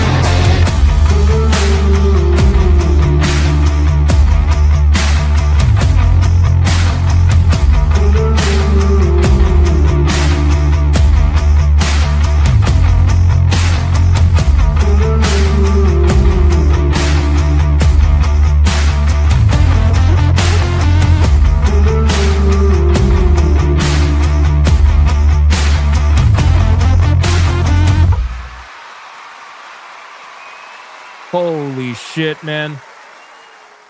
I am blown away by this, ladies and gentlemen. ACC with an NOK20 Gigadonger 2026 at Monica. True. You got to trademark it, man. Trademark it. Guys, the numbers are in. The numbers are in.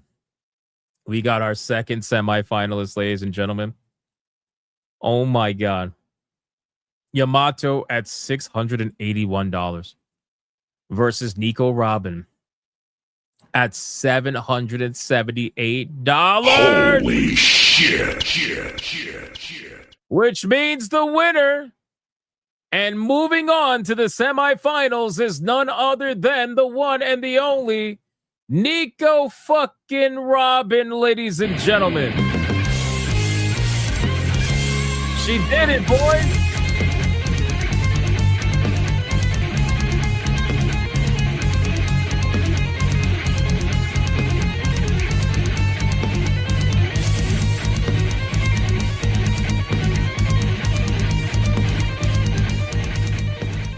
Let's do it one more time, ladies and gentlemen. One more time.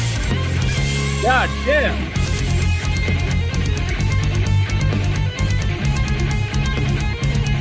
That was intense.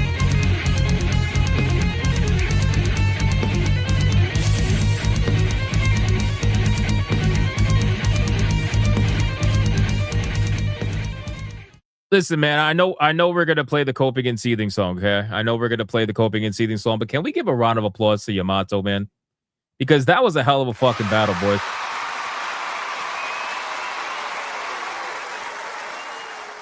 That was a hell of a battle, boys, sincerely.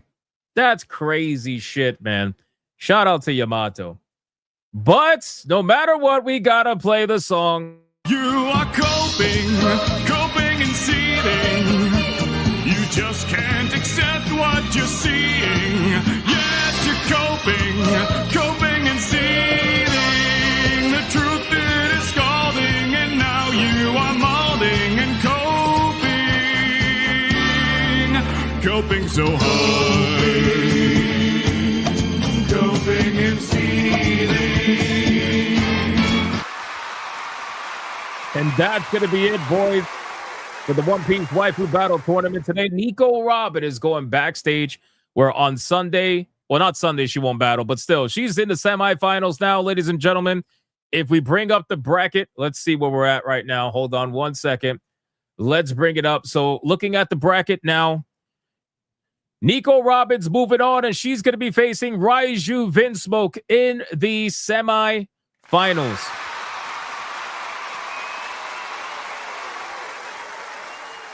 Which means not tomorrow. Tomorrow is going to be regular waifu battle. On Sunday is going to be the next round of semifinal contestants, where we're going to have Nami versus Ulti, which again, I have a feeling how that's going to go, but considering how today went, I don't really know what's possible anymore. And then we're going to have Koala versus Nefertari Vivi the day after that. So that's on Sunday and Monday. That's on Sunday and Monday, which means Tuesday and Wednesday, we're going to have our semi-final battles. Sunday. Wait, hold on. Let me make sure I'm not lost here. Sunday, Monday, Tuesday, Wednesday. Oh, shit. That means Thursday is the final battle. I thought it was going to be next Sunday after that. I must have counted wrong.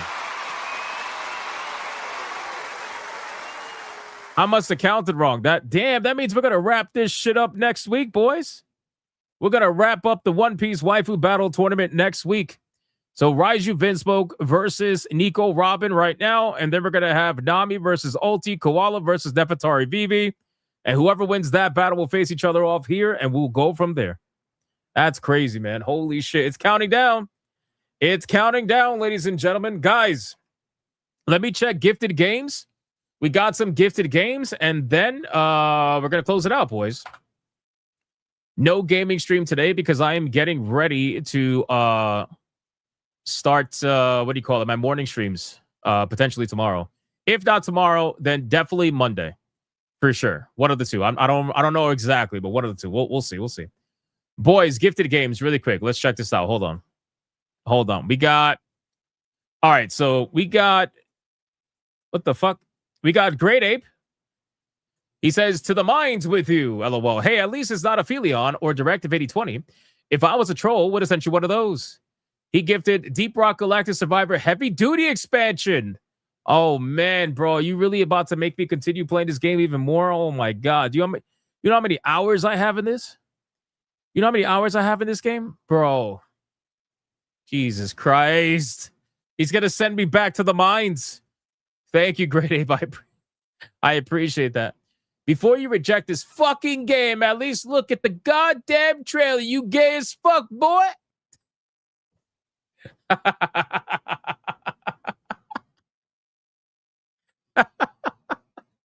I'm sorry. That was funny as fuck. Finally, somebody returned fire. It was like, you gay as fuck, boy. That's great, man. Scrap Gamer. All right, I'm not going to accept it or reject it right now.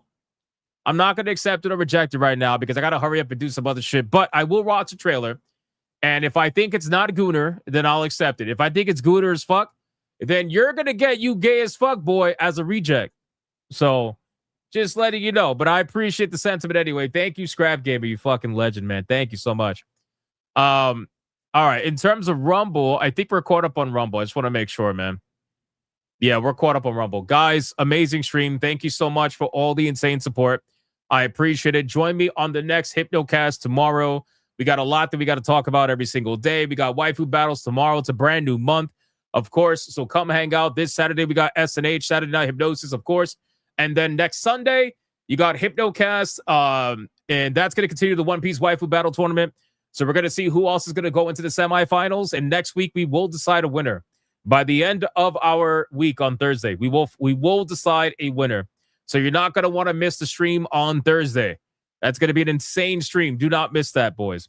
All right, man. Thank you guys so much for everything. I appreciate it. Thank you, everybody who liked the stream, commented, spammed the chat, super chatted, gifted memberships, everything. And shout out to the Hypno Mods for doing what they do every single day.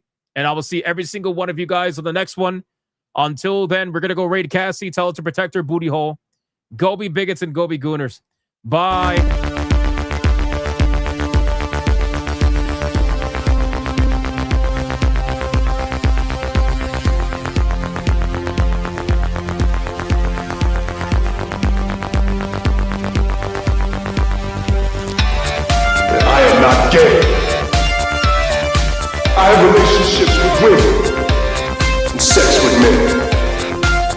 I got news for you. That means you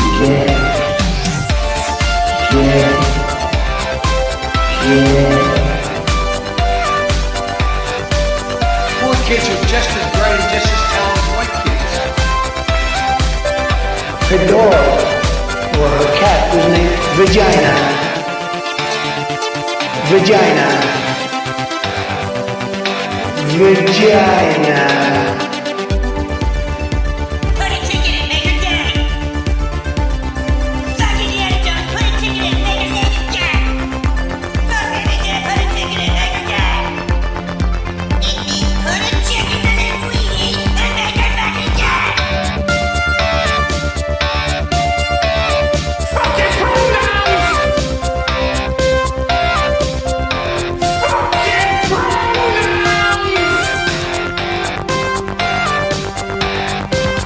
Fucking gender ambiguity!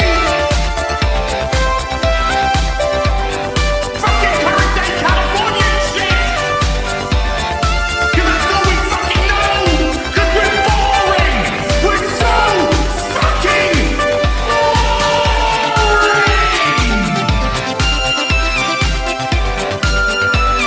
Twitter hole! Twitter hole!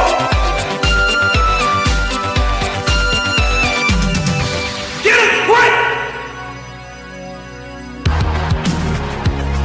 At the touch of the black man, I bring life. I bring life.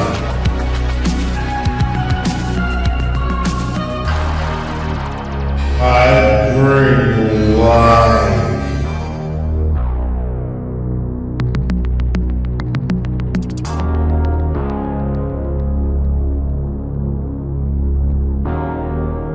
I bring life.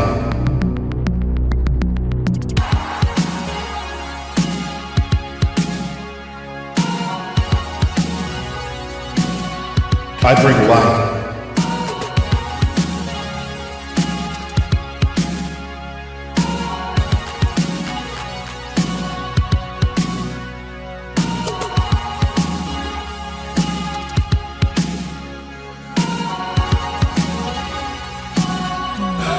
That's right!